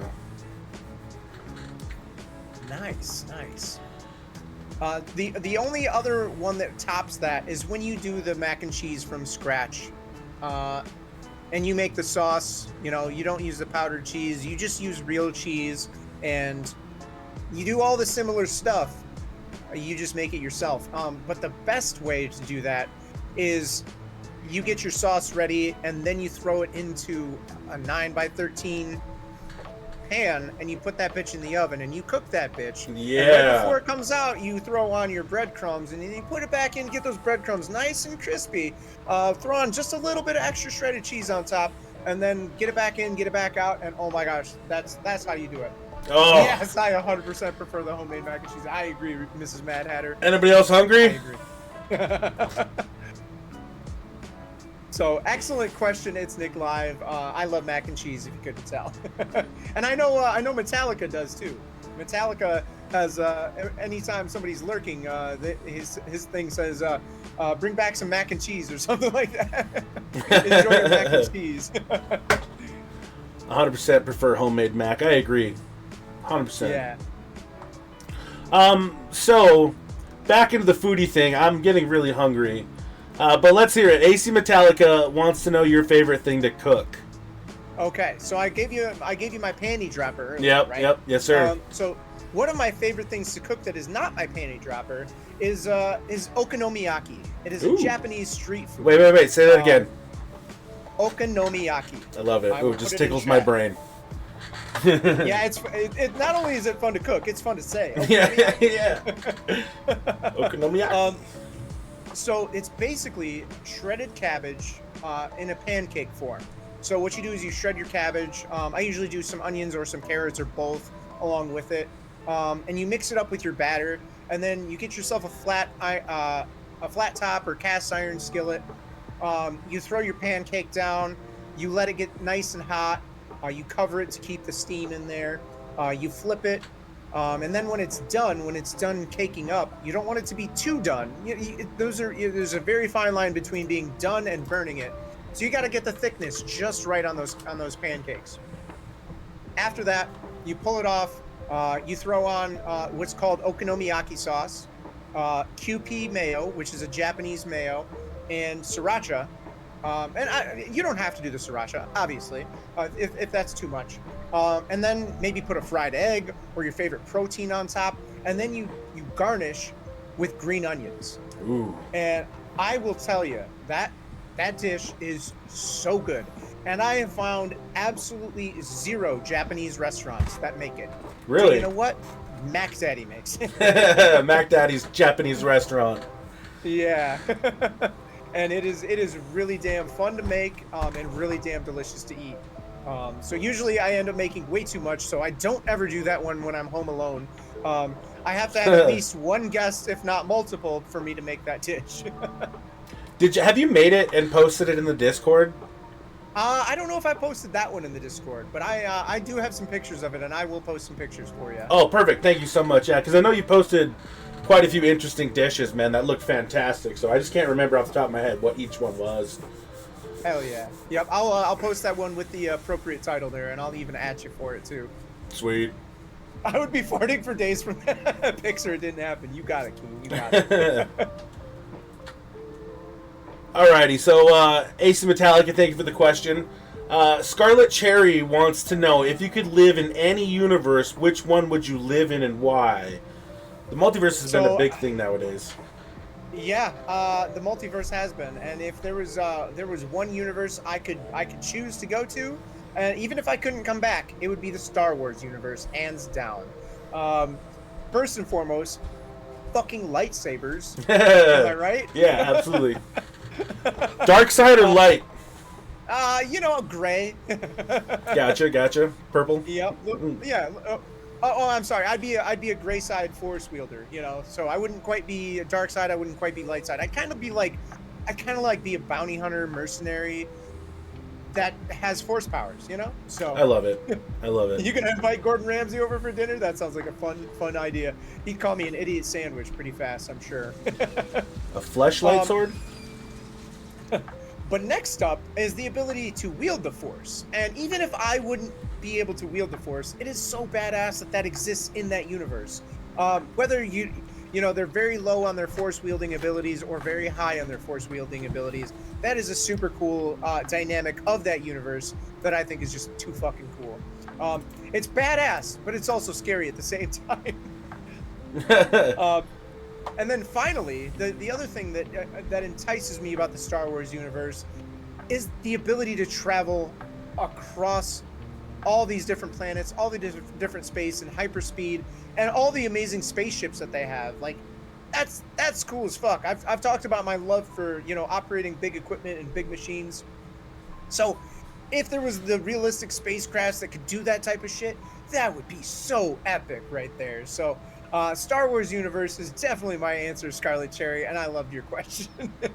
That is. I love your answer too, man. I was thinking in my head, I was like, I probably couldn't pick just one. Yeah. But your answer definitely, I was like, yeah, he's got a good answer there. That does sound like a lot of fun. Okay, so we have Linksy, right? Linksy asks, how did you come up with the name MacDaddyisdumb? I know we had to kind of like refinagle the gamer tag question because this one had coming up, and so it is a really good question that does need to be asked. Heck yeah! Did we ask the original question? I don't know if we did or not. I think it was the gamer tag one. I think we might have skipped over it. But that's okay. So, let me find my answer here real quick. Okay, so this will be a pretty lengthy one, but it's going to explain a lot. So Mac is actually part of my name. It is part of my given name, and I've gone through many different nicknames over the years. Two of the biggest being Big Mac or MacDaddy. And hockey is 100% to blame for MacDaddy. It solidified my name as MacDaddy, and literally nobody else on the hockey team called me anything else. It was very difficult at times because my partner, my main partner in hockey, his name was Matt, M-A-T-T. And so if coach was mad and he was screaming at us from across the ice, you didn't know if he was talking to MacDaddy or Matt. It was Matt. And you're like, this one's in trouble this time. Oh, we both are? Okay, cool. So that's what solidified the name MacDaddy, not MacDaddy. And then when it comes to usernames, it was around the time of AOL Instant Messenger, and the modem had just come out for the PlayStation 2, and your boy loved the gaming and the shooters, and there was a little bit of shooters online that were available at the time, Quake 3 and stuff like that, but this was the first time a console had like shooters that was going to be available. So I was geared up and ready to play SOCOM 2 online, and I was geared up and ready to play Time Splitters 2 online. And back then I was shredding, but they had open mics, and so I knew this ahead of time, and I wanted to deflate my enemy's ability to insult me on the internet. So I figured if I called myself dumb, they won't have any insults left to throw at me. That would make me feel bad about myself. So I made my username MacDaddyisdumb going forward on all platforms, including AOL Instant Messenger. If anybody still has that, I don't, but I'm sure my username is still mine out there. That's freaking hilarious, man. Yeah. I love that. So, awesome question, Linksy. Okay, so moving right along, a couple of zombies was asking. This goes back to your skills as a DJ / minister / caterer / I believe it's Lady Z's asking, what is your favorite song to play when you're DJing a wedding? What's your favorite song? So I love playing a lot of different types of music, but the one that I've been really hooked on the last couple years since I found it last year, is Spice Girls' Wannabe, but it's a remix. It's a remix. And the first half of it, it's the remix is by LB, Chunky Dip, and Jesse James. And it's got EDM tones to it. Yes! PG. So what I do is I usually mash it up, and I do the audio mixing on my laptop and mash it up with another EDM song. And I know right where to fade it out and right where to fade it in, and right where to overlap them for like 30 seconds, where people are still loving the beat, they're still vibing with it. And then they're like, what is this new song I'm hearing in the background? And then all of a sudden, so I'll tell you what I want, what I really, really want. And everybody looks and they're like, are you fucking serious right now? And then it's just this upbeat dance party version of Wannabe by Spice Girls. And about halfway through the song, they like chop it up and like scratch in the record style, bring the beat back to the original tempo and beat of Wannabe. So people that love the original still have that flavor in the song, and I'm able to introduce it coming off of an EDM song. So I absolutely love that song. That's really cool, man. I never expected that, honestly. I didn't know what I would have expected for your favorite song to play would be, but like, I don't think Spice Girls Wannabe would be it. It's the looks. It's the looks and the vibes that I can bring with it, you know? It's not necessarily my favorite song in the world, but it's the moment that it's playing on the dance floor. That moment of people realizing what song it is and then dancing their fucking faces off to it. That really solidifies it for me. Hell yeah, man. That's awesome. So our last staff question, appropriately themed. We're going to go move back to the food aspect of things. And again, the first thing I'm going to do is go eat after this. Yeah, same here. I might be making some mac and cheese. Make some of that okonomiyaki, or how did you say it? Okonomiyaki. Okonomiyaki. I'm gonna research that, man. That sounds. It just sounds like fun. I'm gonna have to just cook it just because of the. It is so fun. It is so fun. Okay, rice. Instant rice. Instant rice bowl. Asks, rice or pasta? What is the most versatile dish? So rice, I love this question, mainly because I love both pasta and rice. So, as much love as I have for Italian food and pasta itself, rice is the only answer. It is used by so many different cultures, so many different types of food include rice, and there's so many different ways to make rice. It is far, vastly superior as a versatility food over pasta, and it can actually be, used in everything from Mexican to Indian to stuff all over the world. And you can make cheesy rice with broccoli. There's so many different things you can do with it. I've actually done a lot of rice bakes over the years, where I do the rice in a casserole dish and make kind of a baked rice casserole. So those are usually pretty nice to make too. But I love rice so much. It is not instant rice, BG. I'm sorry, it's not instant rice. And then the reason why is because I actually own a fancy Japanese brand rice cooker. Ooh. It's Zojirushi, excuse me. And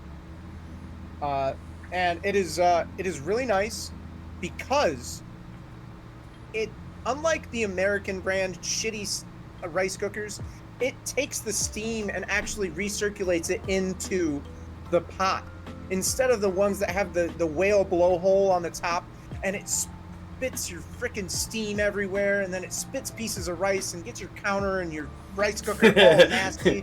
Like, I absolutely hate those, but I was forced to use them until I found out that these Japanese ones exist, and they are so fantastic. So I can do that, and I can make rice in 40 minutes. And all I have to do is get it in there, wash the rice 3 times, put the appropriate amount of liquid in there, whether that be water or stock, and yeah, I've got instant rice in 40 minutes. So, but it's way better than every other rice cooker I've ever used in the past. I donated the other ones. I was like, nope, I'm done. Once I found out this existed, I had to have it in my life. Very, very passionate about your rice, sir. I love that. Love that. Indeed. I could tell. I was like, you were explaining it. It's like spits the rice on your counter. I was like, he's pretty passionate about this cooker here. It must actually be really good then. It is. They're not cheap, but if you do like rice as much as I do, and cook it as much as I do, it's a must-have. Definitely.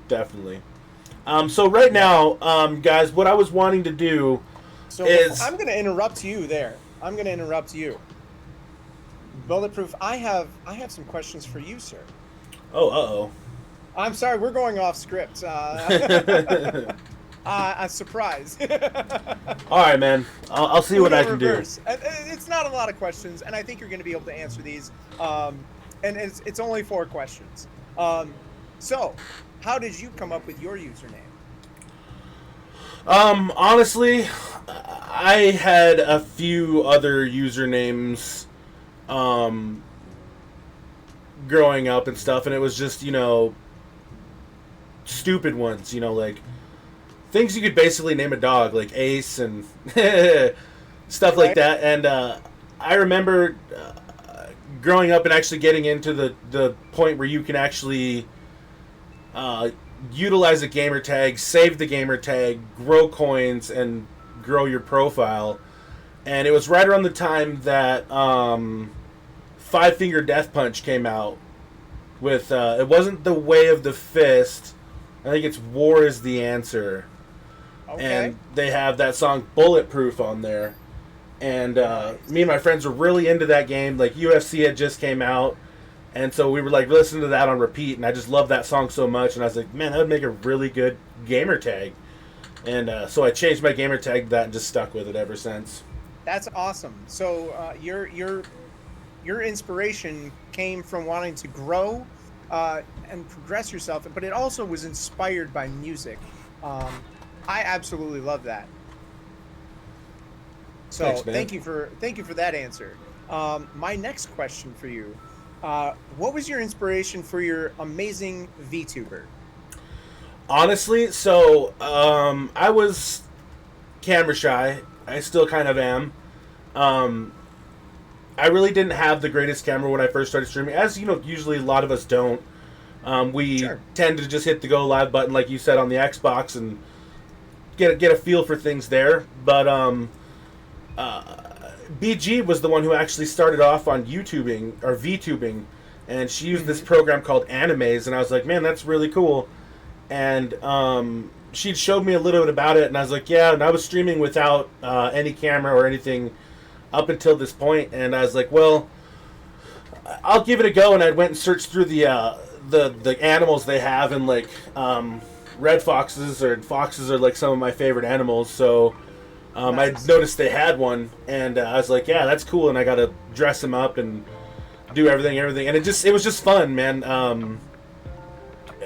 You know, not necessarily hiding behind the VTuber, but having that avatar and stuff in front of me and stuff, you know, gave me confidence, and then eventually led me to be doing this anyway. So That's amazing, and we're happy to see your face, or happy to see your VTuber. And I understand it. We're all on a journey, and you know, sometimes you might want to do a face cam stream, and sometimes you might want to do a VTuber stream, and that's totally cool. And that's, you know, your brand. So that's you, and I think it's really cool.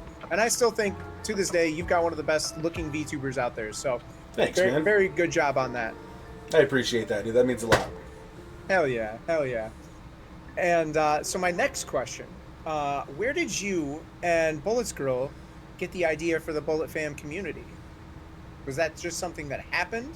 Was that something you guys just kind of fell and grew into, or was this something you guys came up with? How did that idea start? So a lot of us were part of a community prior to Bullet Fam, and it was a lot of fun. We got to meet a bunch of new people and stuff like that, and had a great time. But as things do, they tend to spoil when things aren't set. You know, boundaries aren't set specifically. So things had started to spoil there, and BG had originally set up this Discord as like not a community Discord, but just this Discord for herself. And sure. Once we decided to leave this other Discord due to just, you know, everything going south over there, and we kind of found our following had kind of come with us, and we had some friends that were interested in doing this stuff too. So it didn't take much afterwards to decide and give us that push to go forward with our own thing. But we figured we wanted to run it our own way with no smoke and mirrors, and everything to be transparent to everybody. You know, this is why everything's going on. You have questions, we can give you the answers. So that was our main focus, was having a place where everybody can hang out and not feel shitted on, or, you know, feel any type of way that people are judging you and such. So Yeah, exactly. Yep. No, and thank you for your answer. Thank you for the transparency on your answer. But more importantly, thank you for having such an amazing community. It is a welcoming community that I am happy to call home. I joined Bullet Fam early on, not knowing early on in my my streaming, you know, journey. Didn't know a lot about Discords, and it was only around, you know, the fall and kind of since then that I started to understand how Discords worked, how to understand that these communities worked, and started engaging more. And the more that I engaged in the community, the more I started seeing success, and the more I started seeing regulars, and the more I started to be able to call some of you people friends. And I'm happy to be here, and very grateful that you guys have such a safe place, and you are transparent, and it is a very fair system. And I thank you guys so much. You guys are amazing. thanks, man. Those are very kind words, dude. You're making me feel warm and fuzzy inside, like I said, man. And I don't know, man. It's you guys that are part of it, man. You know, maintaining everything, and I've been seeing you in your journey for quite a while now, and to see the growth that you've done and the growth that you've made, not only as a person but like in your streaming career, has been really inspirational to someone like me too. I've been at this for quite a while. I haven't taken it seriously, but you know, good on you guys, good on you. But it's a lot of you guys, you know, that make this up. So thank you to you and everybody else. Again, I appreciate that, and thanks to you guys. So I've got one last question. This one might not be a direct answer. It might be a bit more of a head scratcher. Why is our community page called Bullet Points and not Bullet Fam? So Bullet Points was, we started off the channel as just the interview channel, and we were going to start doing just our interviews here. And so our interview show is called Bullet Points. And so we started it with that. And then shortly afterwards, after we made the channel, we had decided to actually, hey, wouldn't it be a great idea if we took and moved, you know, community events and other stuff like that to this channel. And so it kind of already had its solidified name, but that's a really good question. I'd assume, like, with the ability to change it, we would be able to do that. Yeah, so my question to you is, if you guys were to go forward, maybe think about changing this Twitch page name to the Bullet Fam, so it's easier, it's branding, and then when you're hosting an interview, call it Bullet Points interview with MacDaddy, call it Bullet Points interview with BG. I think that would help solidify our branding as a community. And when you say, I'm going to be interviewed by Bullet Fam on the Bullet Fam Twitch page, it's easier for people to comprehend, instead of going and saying, oh, what's this Bullet Points page I've never heard of? So that's hashtag my 2 cents. I understand the name, and I love the name because it's like a bullet point, and it's also like a bullet point. Like, it's very punny, and I love my dad jokes. So I love the name, but I think since this is becoming the community page for the community events, which I think is super freaking smart, possibly think about rebranding it to Bullet Fam.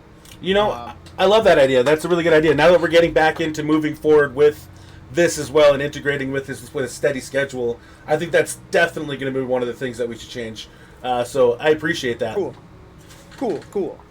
So that wraps it up for my questions for you, Bulletproof. I know I sprung those on you. I didn't even tell you I was thinking about doing these. I had these questions already ready to go, and I was like, I got to find the right spot to interject these, and I'm going to ask these questions. So thank you for rolling with me as I threw those at you as a side curve. I appreciate that, man. That means a lot to me. It wasn't anything crazy, like you weren't asking me about trigonometry or anything like that, so we're good.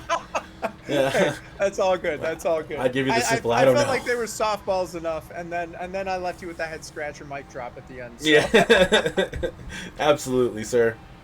Kick ass. I'll let you take your show back over. Boom. All right, so guys, moving forward, what we're gonna do right here, we're gonna get ready to give a possible giveaway. We're gonna do 3 truths and 1 lie. We're gonna do a poll up. So if we can get somebody to pay attention to these 3 truths and a lie, there's going to be 4 things we're going to have to put up on a poll. And we'll sit here and we'll give it about 3 to 5 minutes for everybody to vote. And then that way, if the chat guesses the lie correct, right? 3 truths, 1 lie. If the chat guesses the lie, we get a giveaway. And what we're going to be giving away is Star Wars, the Force Unleashed Sith Edition. So this is a Steam game, it's Steam key, so... if you don't have Steam, you can't utilize it, then go ahead and take it and use it for your next giveaway if you want to. But I do recommend, if you do have Steam and you haven't played this game before, play it. It's got a whole bunch of characters. You can be Luke, you can be Darth Vader, you can be Darth Maul, you can be... It's definitely a really good one to play. It's got all the extra characters in DLC. Do we have a mod available to be able to type out these 3 truths and 1 lie?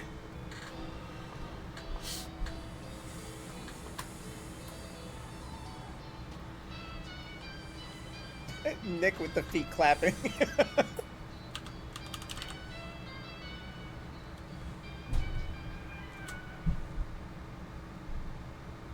BG is setting it up. Okay. Perfect.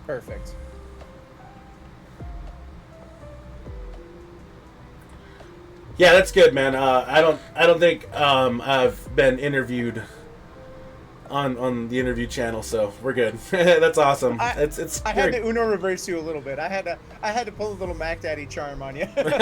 It's good shit. I love it, man. Hell yeah. We had a little bit of pizza tonight for dinner, and it was Philly cheesesteak with an Alfredo sauce, so it was pretty decent. Nice, nice.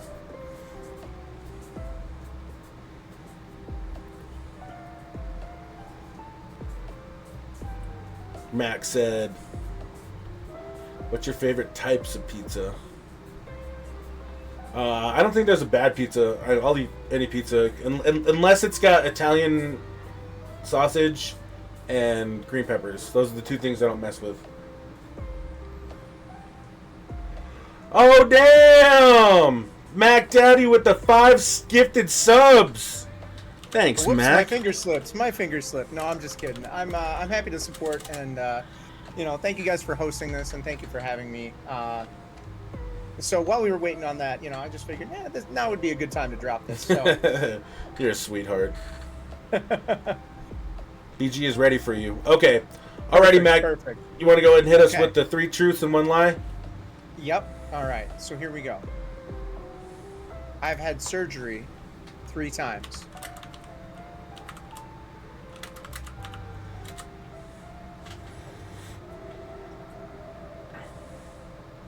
Every plant I try to grow usually dies.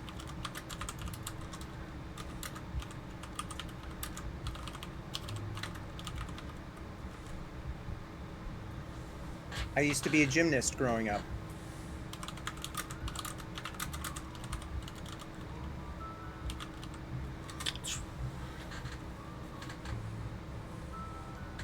I have only ever lived in Michigan.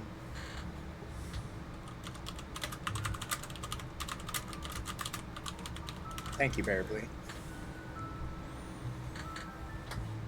Yeah, I feel like the music I'm listening to and playing for the stream too is very fitting. It's very like a game show, like do do do do do do do do.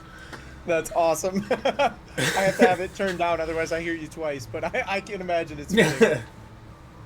Thanks again for the gifted subs, man. That's awesome of you, dude. That's really cool. Of course. Alrighty, let us know when the poll goes live. Be genius. While they're doing that, though, I'm going to take 2 seconds. I'm going to step away, and I'm going to use the bathroom really quick. Sounds great. Normally, I go, like, all the time. You can ask everybody, but we dealt with that problem, so.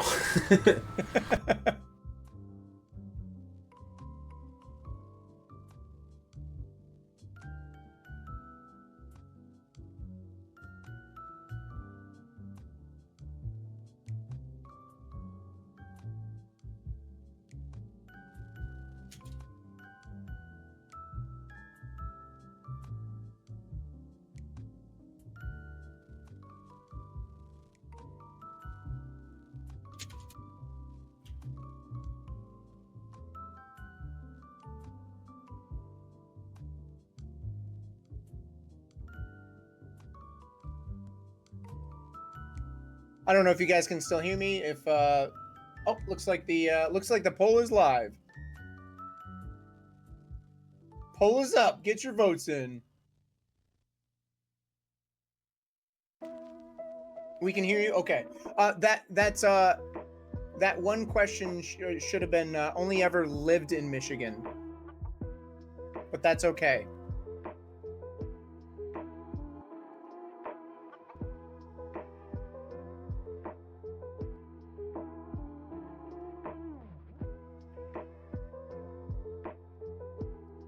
It's supposed to be lived in Michigan.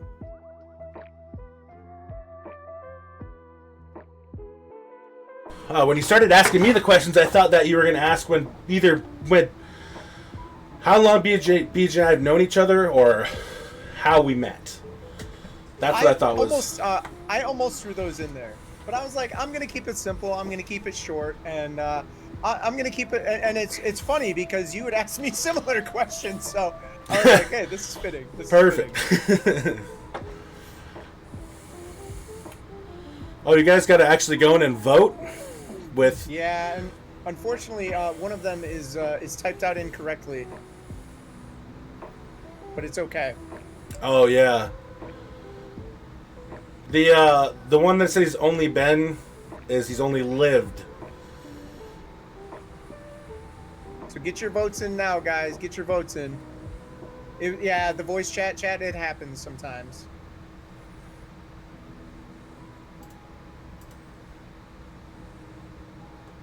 But yeah, I've got some events coming up. Nothing on the calendar yet, but I do have another cooking stream to do. So there will be another cooking stream in the near future. I also owe a cosplay stream. So you guys will get a Viking Mac stream where I dress up as a Viking and play a Viking themed game. Nice. So those are going to be coming up. So that'll be a lot of fun. Awesome, dude. That's great. You already have your stuff planned out? Your I do for the outfit? for the cooking show. I don't have my stuff for the cosplay stream yet, but that's okay. Well, you've already got a beard, so that's covered. Exactly, and it's long enough to braid too. So there's a hint. Yeah, that's cool. That's cool, man. You'll have to get like a Dovahkiin double horned helmet. Yes, yep, and I'm gonna get a horn. One of the things to drink out of. Oh, nice, yeah. How do you yeah. set those down? That's the only problem. They have holders for them.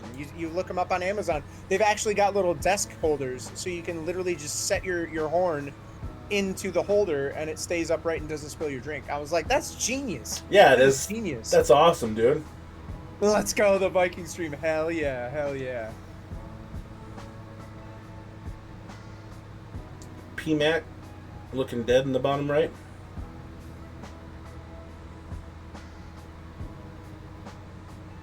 Looks like one of those is out in the lead there. It is. What piece of advice would you give to any brand new streamer that's just starting out? So, I addressed this a little bit earlier, but I'm happy to address it again. I would say, be true to yourself and network. Do something that you're going to enjoy, have fun, and networking. That's the simplest I can boil it down to any rudimentary formula. Because if you're enjoying your time, laughter and fun is infectious. And the more fun and more of an exciting time that you're having, you're going to be more likely to talk about what you're doing on stream. You're going to be more likely to, get other people asking you questions about what you're doing on stream. And networking, because if you stream and you haven't gone and said hi to anybody, you've never, met anybody else on Twitch, there may not be anybody searching for your category, or your category may be overly saturated where no one's going to ever come in and check you out. So they might never see you if you don't go say hi, if you don't go talk with other people, whether that be in the Discord community like bulletfam, or whether that be in somebody else's stream. Like you go and check out Bulletproof's stream and you're chatting with Bulletproof, and then other cool people are popping in saying hi, and you start rubbing elbows with other cool people you never even knew existed. They didn't know you existed until you said hi. So it's always good to start networking and do something that's fun, that you're having fun with. That's a good point, man. To kind of touch on that, like I really like how you said to get out there and make yourself known, because everybody knows what it looks like when you go type in a game on Twitch and you want to look for a game, right? And you got 70 people and all you see is a screenshot that's 2 inches by an inch and you see their name. And that doesn't mean anything to you, right? So it's really hard to kind of find people, but get in there, make yourself known. Like you said, rub elbows with people, get your name out there, be somebody, put in some work, because you can't just jump in there and figure it out. Looks like the poll has concluded, sir. So, well, since it was typed out incorrectly, unfortunately, that may have been skewed. Because the question was supposed to be, I have only ever lived in Michigan, and unfortunately, I have only ever lived in Michigan, so that was not the lie. Chat gets giveaway! So, Congratulations, you guys are getting a game. Let's go. All right. So again, we got the Star Wars. It's a mouthful.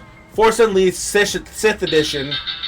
So if you guys want, if we can get some help, go ahead and start the giveaway for that, and then I'll pull up a wheel here and then get that going. So, do you guys want to know what the actual lie is? Oh yeah. So, yes, I have had surgery 3 times. Yes, I have been a gymnast in my younger life, and I am a plant daddy. So I rarely kill a fucking plant. So yeah, I can't somehow I can't keep a Venus flytrap alive, but other than that, that's about the only plants I've ever really killed. So my guess was the gymnast, but then I was like, it was so like unbelievable. I'm like second guessing myself the entire time. I'm like, it could have been. That's such yes. Such a good upper body workout, man. Yeah, it was, and it helped me mentally and physically get through a lot of stuff as a kid. And I grew up with asthma, and certain exercising helped my lungs grow and develop a little bit better to get me out of some of that nasty shit. So it was a really good time in my life until I switched over to hockey in high school. So hockey, man, that's awesome. MacDaddy, not MacDaddy. No, not MacDaddy. Yes, you guys, networking is free. It's free. So yeah, network away. Say hi. Get to know people. Just don't become a serial lurker. Like you want to engage with people. You want to engage with the streamer. Engage with other chatters too, because they're viewers too. Like you might not ever get that streamer that you're trying to engage with to come to your channel because they might be too fucking busy, or they might not realize you're a streamer. But if you're engaging with other chatters that are viewers, they're the ones viewing right now. So there's a higher potential chance they might be a viewer for you too. Be nice to everybody around you. It's free. Don't Matt kills poor baby defenseless plants. Babe, I thought we had a list of names already. Not the baby plants. Not the baby plants. Only little baby ones though. Yeah, I would eventually like to maybe offer, because I'm a spider plant daddy for sure. Those things reproduce like crazy under my care. So I'd eventually like to set up a little online shop to sell my baby spider plants. So. Oh, that's awesome. Max sacrifices the babies to keep the older ones in line. This is what's gonna happen to you. You see this? And even if you are a lurker, like that's okay. But and barely, I know you say, you know, despite lurking most of the day due to exhaustion, it's okay. Like real life always comes first. So you can't always engage all day every day. It's impossible. You might be overstimulated. You might not be there. You might not mentally be there. You know, you might not be able to. But that's still support, and that's still a huge W for you as a person. So even if I'm not chatty, I'm lurking. Or if I'm busy, if I'm working on one screen, I'm trying to chat and I'm lurking. I'm still out there trying to network and do the best I can, and I think you're doing an amazing job, Beardly. Keep up the good work. We love you, Beardly. Oh, you're doing the giveaway. Okay. Sounds good to me. Rolling now. Let's go. Keep rolling. What? Keep rolling. Go! that reminds me of Limp Bizkit had a show in Toronto, and Corey Feldman opened up for him.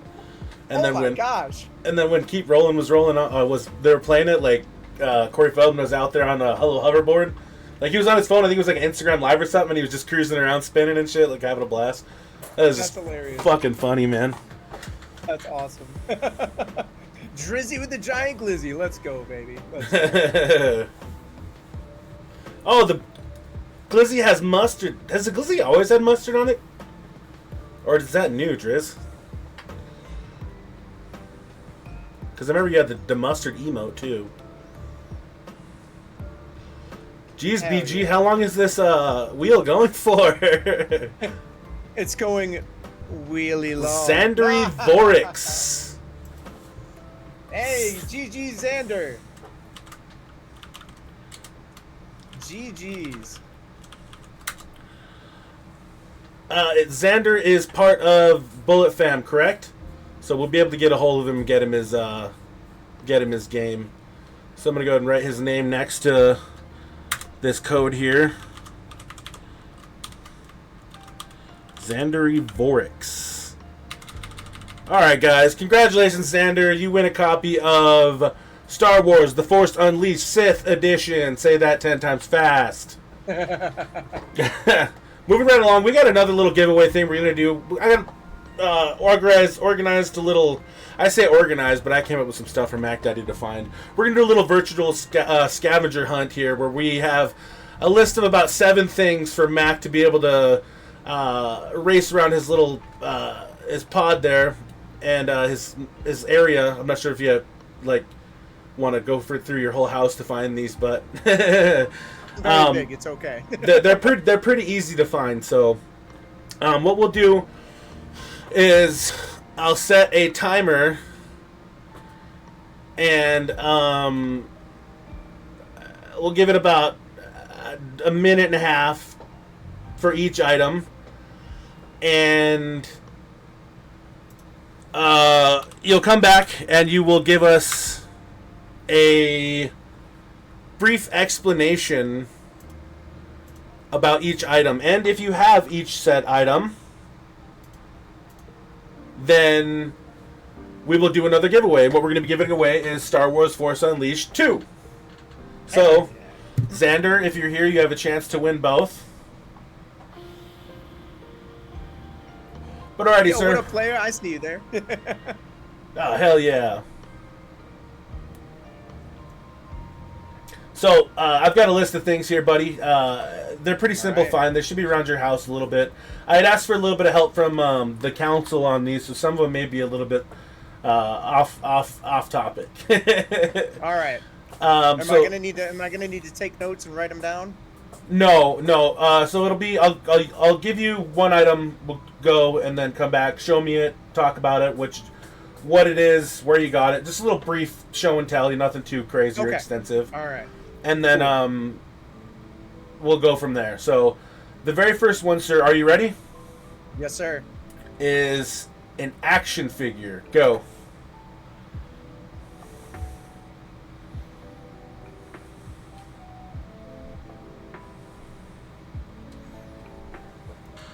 It'll be interesting to see what he brings back. I've got a lot of action figures, if you can't tell. I'm a nerd. I got like all these fucking Dragon Ball Z action figures up there. Some stuff back there. Oh, sweet. See? He's back already. 30 seconds. Less than 30 seconds. All right. You guys ready for this? What do we got here? 10 seconds. Oh, let's go. Hell yeah. This is an old school Star Wars case, y'all. Oh my god, dude. Whoa. So, I've got quite the collection of old school Star Wars toys.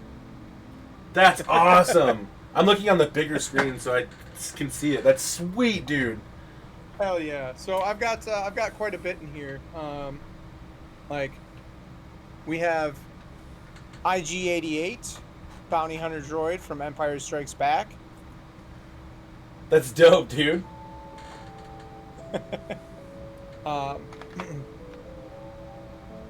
We have Bouch Leia, Bounty Hunter Leia. That's sweet. Unfortunately, I never got the helmets with these ones. Not the old school ones. But yeah, I got a ton of them. So I could literally spend a whole stream going through all of these. But yeah, as a child, you know, I talked about my love for Star Wars growing up, and really at a very, very young age, I was hooked. And then the fact that we were able to go to flea markets, and I was able to pick up, you know, Star Wars toys often at these flea markets. And, you know, sometimes they'd be like 50 cents, sometimes they'd be $1, sometimes they'd be, you know, a couple bucks. But I started a collection, and I have, I think, over 200 Star Wars characters. So Oh, that's awesome, dude. So that was close by, obviously. Do you keep them on display? No, they were currently in my office. I had some on display for a little while, but I'm in the process of redoing the office, so unfortunately nothing's super duper on display for my action figures at this time, other than just a couple that I have on a desk in the office. Gotcha. Okay. Now I know what Mac is doing when he's busy. Playing with his toys. That's pretty funny. Yeah. Okay. He looks like a Fable trainer. So I'll let you. With the big mustache, that's hilarious. It's a fun fact. A streamer buddy from bulletfam, Fury Esquire. He actually created a D&D character after me. He's the innkeeper, so it's now MacDaddy the innkeeper. He described me to a T, my energy, my vibe, and then my description, and he was like, "I just made MacDaddy." You'd be a good innkeeper, man. I feel like you'd take care of me. Yes, indeed. All right, what's next on our scavenger hunt? All right, the next item, if you are ready, is leftovers. Ooh. We can That skip one that I might one. fail on. I might fail on today. All right, let's move on. Because I know you said you spent a lot of time gone this week, so. Yeah, I literally had takeout for lunch today, so I didn't cook anything in the last week. That's fair. Okay, moving along. Pomade or beard cream? I'm hitting start as soon as he takes his headphones off and sets them down. His chair looks like a stack of money.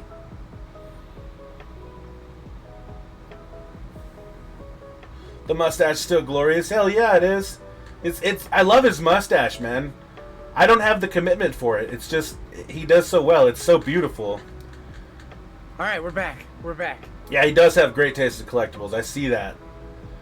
Absolutely. All right, cool. 30 seconds again. You're good at this.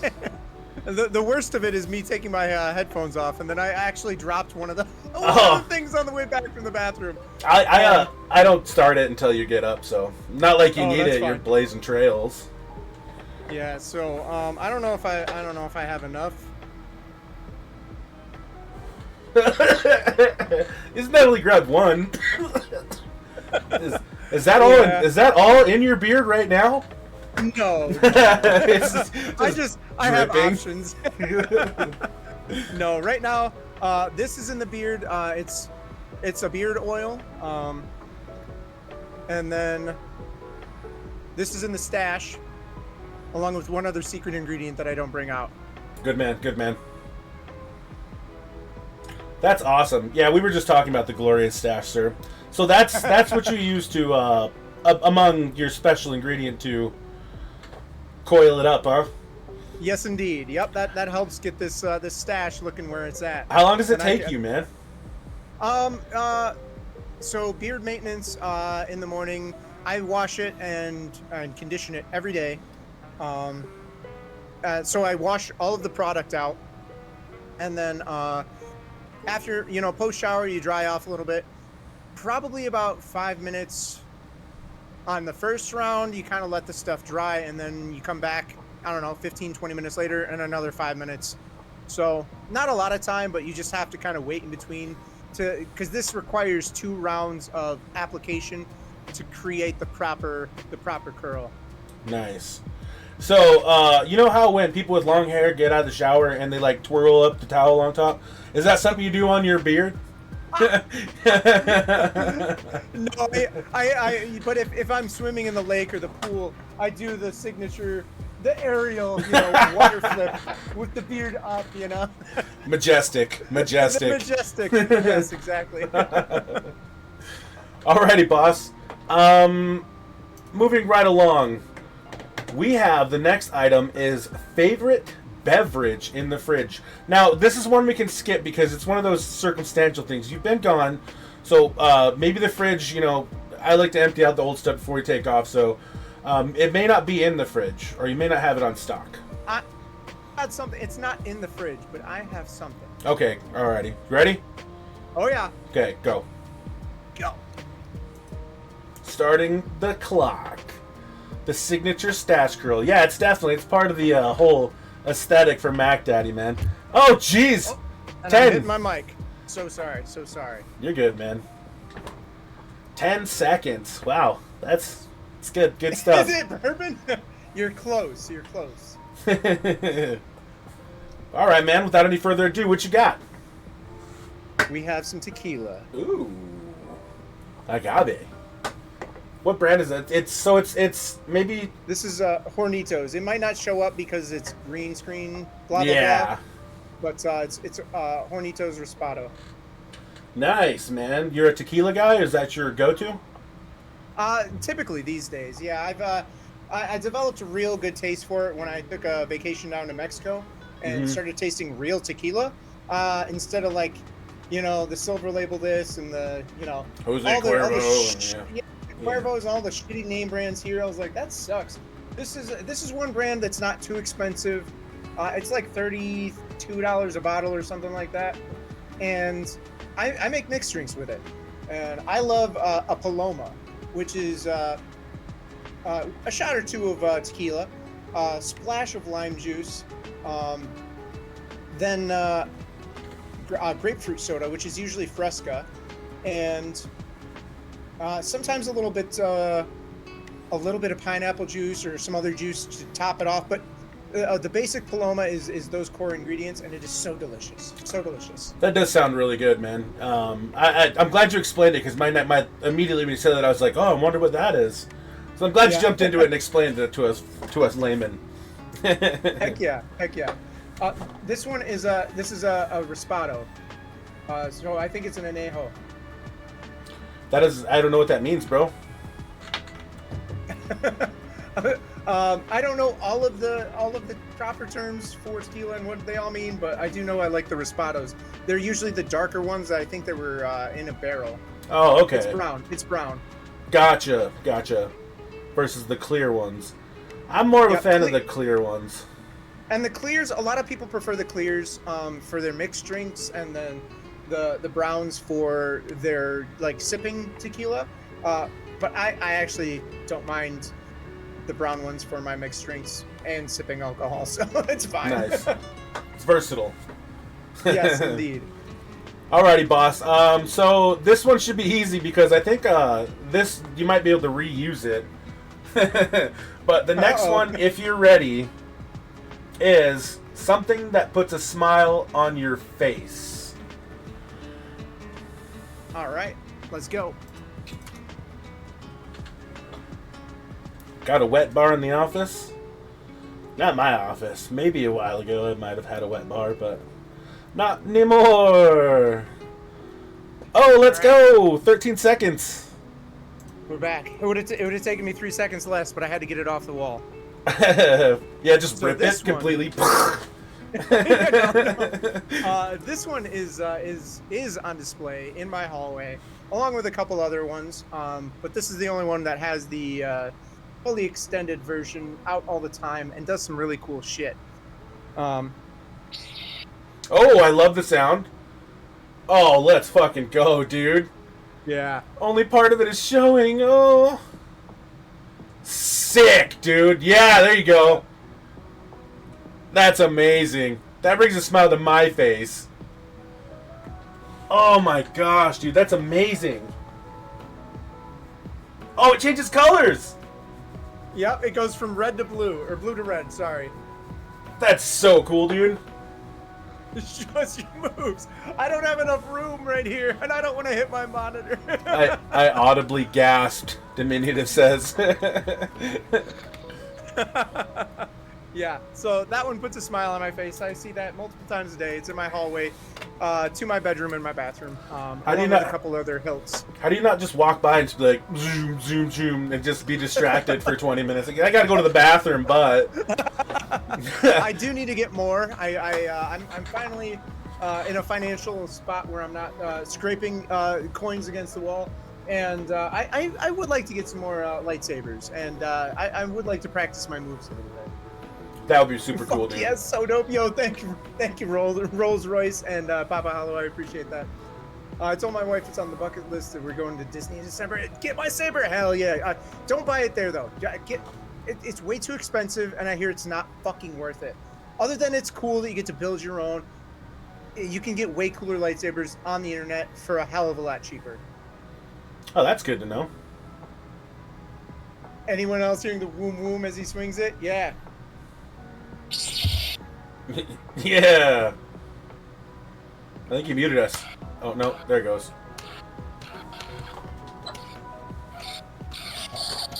That reminds me of the R2-D2 Xbox that would, like, make... Or, Yeah, you know... the R2-D2? Yeah. Wow. Yeah. Alright, awesome, dude. Thanks for sharing that with us, man. I think that brought a smile to a lot of our faces, man. Honestly, that was super cool. Moving right along, we've got something that emits music or sound, an instrument, etc. Yep. Alrighty. I bet you he gets it within 10 seconds. Of course, how can you not do the sound effects, right? Yeah, the sound effects are cool. What they've done with lightsabers like nowadays is just phenomenal. We've gotten like so much better. Oh, let's go. All right. All right. So, You getting winded? I would be winded with my big ass. I had to. I keep this one behind the couch because it's too precious to me where it does not go in the basement.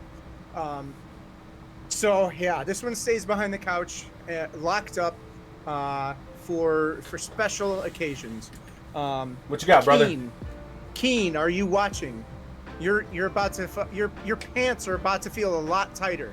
A lot more moist.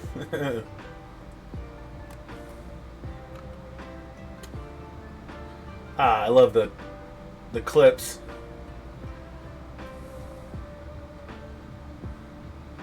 All right, so I'm gonna reposition this just so I can get it out of the case safely.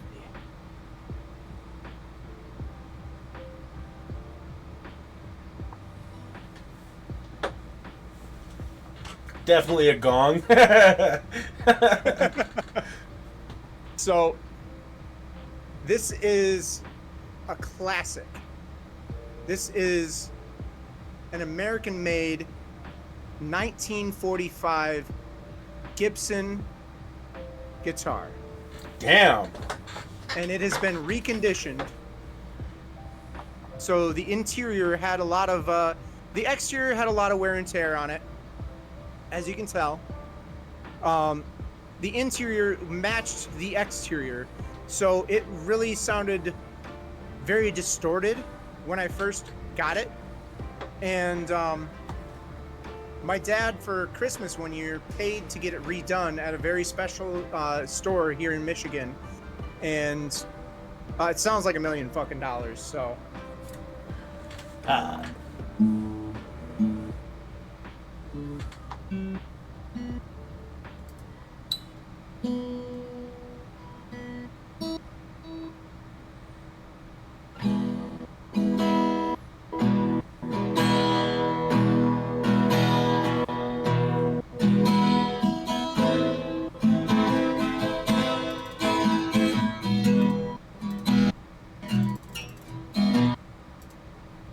I have not played the guitar in front of anybody in a very, very long time, and I am so out of practice, but there you go. We're blessed, man. We're blessed. Thanks, dude. But yeah, this is one of my most prized possessions, and one of the things on my list for 2024 is to practice and play the guitar a little bit more, as well as the keyboard. And I just got a new practice guitar from my parents a couple weeks ago, actually. So Cool. life has just been a little bit too busy for me to even think about strumming. But yeah, that's my favorite instrument in the house. That's awesome, man. If you want, I'll give you time to put that back. That way we don't have to worry about it being set out or potentially... As long as I get it in the case here. All right. You're locked up. Won't let me out. All right, we're good. We're good. Thanks for sharing that with us, man. That's awesome. That's really cool. Hell It's really yeah. neat. Okay, so moving right along. Wait. Before we go on, I've got another question. Yes. You're musically inclined. Is that the only instrument that you are playing or currently learning, or what do you... I grew up classically trained on the piano. My hands span an entire octave, and I was always pretty good at tickling the ivories, as they said. My ability to read music has gone downhill quite a bit from not practicing for quite a while. However, once I get back into it, I can read music, but my ear is more tuned than anything. So the ability to read music is neither here nor there for me, because if I can hear it, I can usually play it, and I can hear the differences between notes, whether it's a half step or a whole step, to figure out where I need to go next. I will instantly know that I'm not playing the right note and I need to go higher or lower, a half step or a whole step or whatever the case may be. So then once my piano teacher moved away, she moved out of state, we stopped practicing piano in my house, and I started practicing guitar. Actually, I had a teacher and everything for that.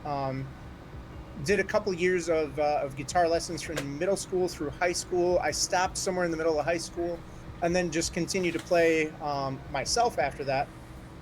Self-taught myself the bass, and I'm not great, but I can keep a beat on the drums. That was also self-taught as well. That's pretty damn cool, man. And do you think that came from being trained on the piano, the ability to have that ear and being able to have the inclination to pick up those other instruments? It did, especially when it comes to a stringed instrument and seeing the layout of the notes, because once you can visualize stuff on a keyboard, it translates to other instruments so much better, especially if you're actually reading the music and actually taking note of the notes, of understanding the notes and their composition. And so it really helped me to know that before I picked up the guitar, because technically they are both stringed instruments too. So it was just kind of reformatting the layout and making your brain figure out how it is on the guitar neck versus how it is on the ivories. So that's really cool, man. Interesting tidbit here. BG and I can actually, well, I don't know about how well anymore, but we grew up playing the tenor saxophone, and she actually beat me for first chair one year. That's awesome. Yeah. So that's awesome. Yeah. So I grew up in a musical household. Both my parents were musically inclined. My mom specialized in the violin, and she still has her violin. My dad, he specialized in wind instruments. So he trumpet, trombone, those were his forte. Maybe French horn too. But he understood music. He understood the composition. So he was able to sit down and play a piano. He was able to sit down and play a guitar, albeit not super well for never taking lessons, but he was able to do it. And better than most. So that's cool. Yeah. So those upbringing helped me and my siblings be able to have the ear for it. I stood out above my sisters when it came to the ear, for hearing what I needed to hear. But I know neither one of them pursued music after high school. Where I still liked to continue to play, and I actually liked jamming with my friends quite a bit. Until all those friends, those musical friends, kind of drifted away. It was always a core passion of mine.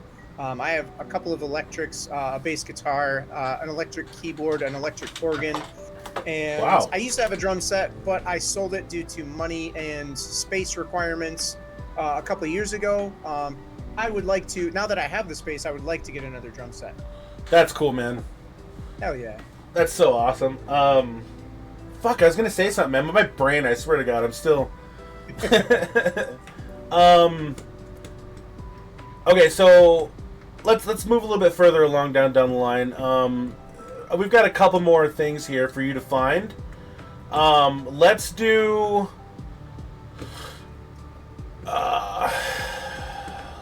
Let's do.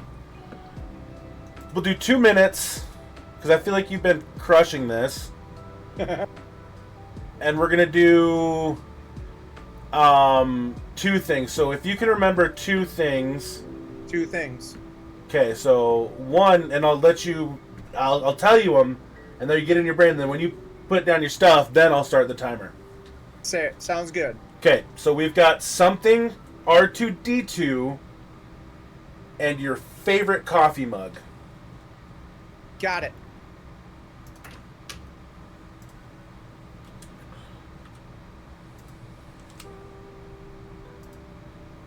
Do. It is a super sensitive topic for me. Like, I don't know how I thought I was good at Tony Hawk, man. Honestly, I thought I was really good. And then here comes BG coming out, like, just looking like a glitch, standing in one place, getting like 70,000 points for one trick. And I'm like, no, that's not how you do it. I thought I was like cool because I was like chaining along grinds and chaining along manuals and verts and reverts and stuff like that. But no, yeah, she legitimately kicked my ass at Tony Hawk 2, and it's a sensitive subject for me, so that is correct. My friend, it took you 30 seconds to find both. Well, I brought a bonus too. I did. I brought a bonus. Right on. Well, Raiders, hi Jersey Hermit and Raiders, welcome in. Oh shit, let's go. The Bullet Points interview with your boy MacDaddy and your boy Bulletproof down there, hosting the amazing interviews. Thank you for coming in and checking us out today. Thank you, Jersey Hermit. He's gonna laugh. It's an R2D2 mug. Now I feel like I need an R2D2 mug. Thank you for that, Papa Hollow. I think he's just instant transmissioning to places. And he's stepping off camera and is like, and then transitions and transitions back. Press? Oh my god, that sounds awesome. That sounds awesome. I'm gonna start off with the coffee mug.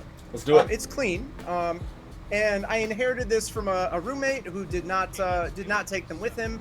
But I actually, it's a Coca-Cola. I think it's kind of old, and I've actually got a matching. It's green screening. Oh. Maybe put your hand behind it? Yeah. Oh, that's awesome, dude. Old school. Yeah, I've got a matching teacup or tea plate for it too, so that's pretty cool. I've got 2 of these mugs, one of the plates, and it doesn't tell me what year it was made, but it's definitely not new. It's an older vintage mug. Yeah. Yep. That's cool. All right, so you asked for R2D2. Oh, we said C3PO. I'm joking. Well, joke's on you. Oh! Oh, that's so dope, dude! I gotta hear about these. Those are amazing. So, I've had the C3PO for a very long time. Let's see if there's a date on the bottom. 1997. So, I've had this since 1997. It's just something I've had in my collection. I did have it in the box for a very, very long time. But when I got this pop gold R2D2 with this awesome fucking display case for That's cool. Christmas one year, I was like, you know what? This is now a thing. So I took C3PO out. I took this out of the box, and we had just talked about having a couple of action figures on display. This is one of them. I have C3PO usually standing with his arm over the bubble, just like this on one of the shelves in my office. That's so cool, dude. Yeah. That's awesome.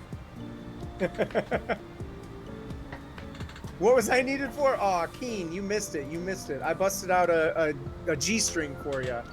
It was Not the G-string you're hoping for. Those are badass, bro. Yeah, I agree. I'm very happy to have those in my collection.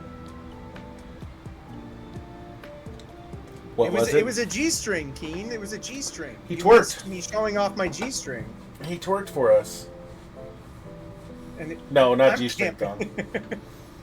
There's 5 other strings, but you know, G-string is one of them. I'll show you again here in a minute, Keen. Were there any other items on our scavenger? Last one. This is the one that I said might be a little difficult. But this one's from Liz, so right. Something pink and fluffy. If it's not on the list, then I'd known you had some weird colored scarves. Not weird colored, but some really bright colored scarves. I think best I could do. I have my Cupid wings, but they're red. Don't lie. Pull out the pink fluffy pillow. The one you cuddle with. The closest I have is this red one that's fluffy right here. Alright, we'll admit the pink and fluffy. Let's call that a win. All right. Give chat the win. Give chat the win. No handcuffs? No, not the pink ones. Yeah, no handcuffs. And for Keen, since Keen is back, I will bust this bitch back out one more time. BP's game would look better with some Carolina blue back there. Carolina blue. I think it'd look better with a little bit more yellow and black. Here you go, Keen. Kenny! Some 1945 Gibson, baby. Made in America. America. I don't know if that's too close, if it's green screening. It's green screening. Ah, No help. damn. I'll take a picture for you and send it in the Discord, Keen. Ooh, beautiful. You know, I never gave her a name, but I think Monkey was carved in right here. So, you know, I guess Monkey would be the closest thing. Monkey? Monkey. Monkey. Okay, babe. Go ahead and run the second giveaway. What we're giving away, guys, is Star Wars The Force Unleashed 2. And then we got the final giveaway of the game Who's Your Daddy? Because I felt like it's fucking fitting. We got MacDaddy, and we're giving away the game Who's Your Daddy? Have you seen anything on that game? I have not. I've been meaning to look it up and I kept forgetting. It's wild, man. It's wild. It's pretty good. Double D, man. Let's go. Hell yeah, let's go. Who's your daddy? Yes, I am. All right, I'll go ahead and write double. Congratulations, Double Demon. Again, you have won a copy of Star Wars: The Force Unleashed 2. I recommend GG's. playing these games, you guys. If you haven't tried these games, give them a go. They're really fun. They're platforming. They're RPG based. You can use points and stuff to upgrade your attack and learn different abilities and stuff. It's old, but it's not dated. Hell yeah. But alrighty, guys. What we're going to be doing here, we're coming to the conclusion of the interview here. So we have the final giveaway. Like I was saying, the Who's Your Daddy? If you haven't played that game, it's a Steam game. We'll have the Steam version of it to give away, and it's super crazy. I wanted to try it. It's like you get to be a baby and like that game. Yeah, the one where you like destroy the world. Yeah. Yeah, that's the one. Alrighty, babe, go ahead and run that last giveaway here. This is for Who's Your Daddy, you guys. We love you guys. Thank you guys all for being here, man. And while we're running that giveaway, I'm gonna give the stage here, the floor, to our buddy MacDaddy. MacDaddy is daddy. MacDaddy is dumb, and he's gonna let us know a little bit more. He touched on a few things, but what you got going on, Mac? Let us know what's going on with you. Hell yeah. Well, thank you again so much for hosting this. Bulletproof 406, Bullets Girl, you guys have an amazing community. Happy to be a part of the Bullet Fam community. Thank you again for being here and hosting this. Tell you guys a little bit about me. I play a lot of Star Wars games. I play a lot of story-based action RPG games. And currently, the games in the lineup are on Mondays. I will be streaming with Genki Gamer, who's another Bullet Fam community member you guys should go check out. We have been doing a Gears of War Ultimate Edition. We're going to be playing through all of the Gears of War games leading up to the release of Gears of War E-Day, which we'll be releasing later this year. So it's been a fun episode. We've only had one show so far that we did last week, Monday. So our next episode will be tomorrow at 7 p.m. Eastern Standard Time. If you guys want to stop by and check us out, it'd be really fucking cool to see you guys there. Additionally, I'm playing through Star Wars, the old school version of Battlefront. It is a classic collection remastered. I'm doing that on Fridays, usually around 12 p.m. Eastern Standard. And there may be a new game coming out on Wednesday. I haven't streamed on a Wednesday in 2 weeks, just due to being out of town. So I'm still deciding that game, but usually I stream Monday, Wednesdays, and Fridays. And sometimes I have to move those days around due to IRL schedules, but I always try and keep my schedule posted and up to date on my Twitter. So please feel free to check me out there. I appreciate you guys coming through, hanging out, getting to know MacDaddy, getting intimate with me. Another focus of mine has been short form content on TikTok and YouTube, as well as I have been doing some gameplays and some tutorials for Mix It Up on my YouTube page. So if you want to learn more about that stuff, please feel free to DM me, hit me up, let me know what you want for that type of content, and I am happy to make those tutorials if it's within my wheelhouse and abilities. I love helping people, and I love sharing the knowledge of stuff that I can do with others. Video editing is a huge W in my book. It's a lot of fun. It's something that I'm very passionate about. So when it comes to the short form or the long form content, or even the fun stuff you see on my stream, I'm having a blast, you guys. So it means the world when you guys, stop by, say hi, do those channel point redeems, do the stuff. They're a lot of fun, and they're there for a reason. They're there for you guys to enjoy, and I hope you guys do. So thank you guys so much.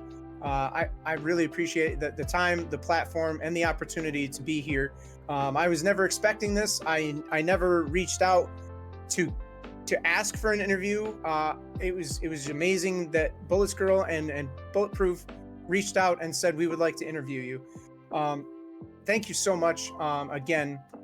And I was happy to talk about some of my successes, what works for me, and some knowledge that I can share with other streamers, whether you're just starting out or you've been streaming for a long time. And again, my DMs are always open for mental health support, for to be your cheerleader, to try and help out where I can. And just let me know, at me, DM me. I try and be there for others as much as I can be. And I appreciate you guys for stopping by and hanging out today. Congratulations to all the winners on the games tonight. I hope you guys enjoyed the show. I was hella nervous coming into this. I know Bulletproof was as well. We're happy to see Bulletproof streaming. So thank you for being here. Thank you for hosting this. And we can't wait to catch your next show.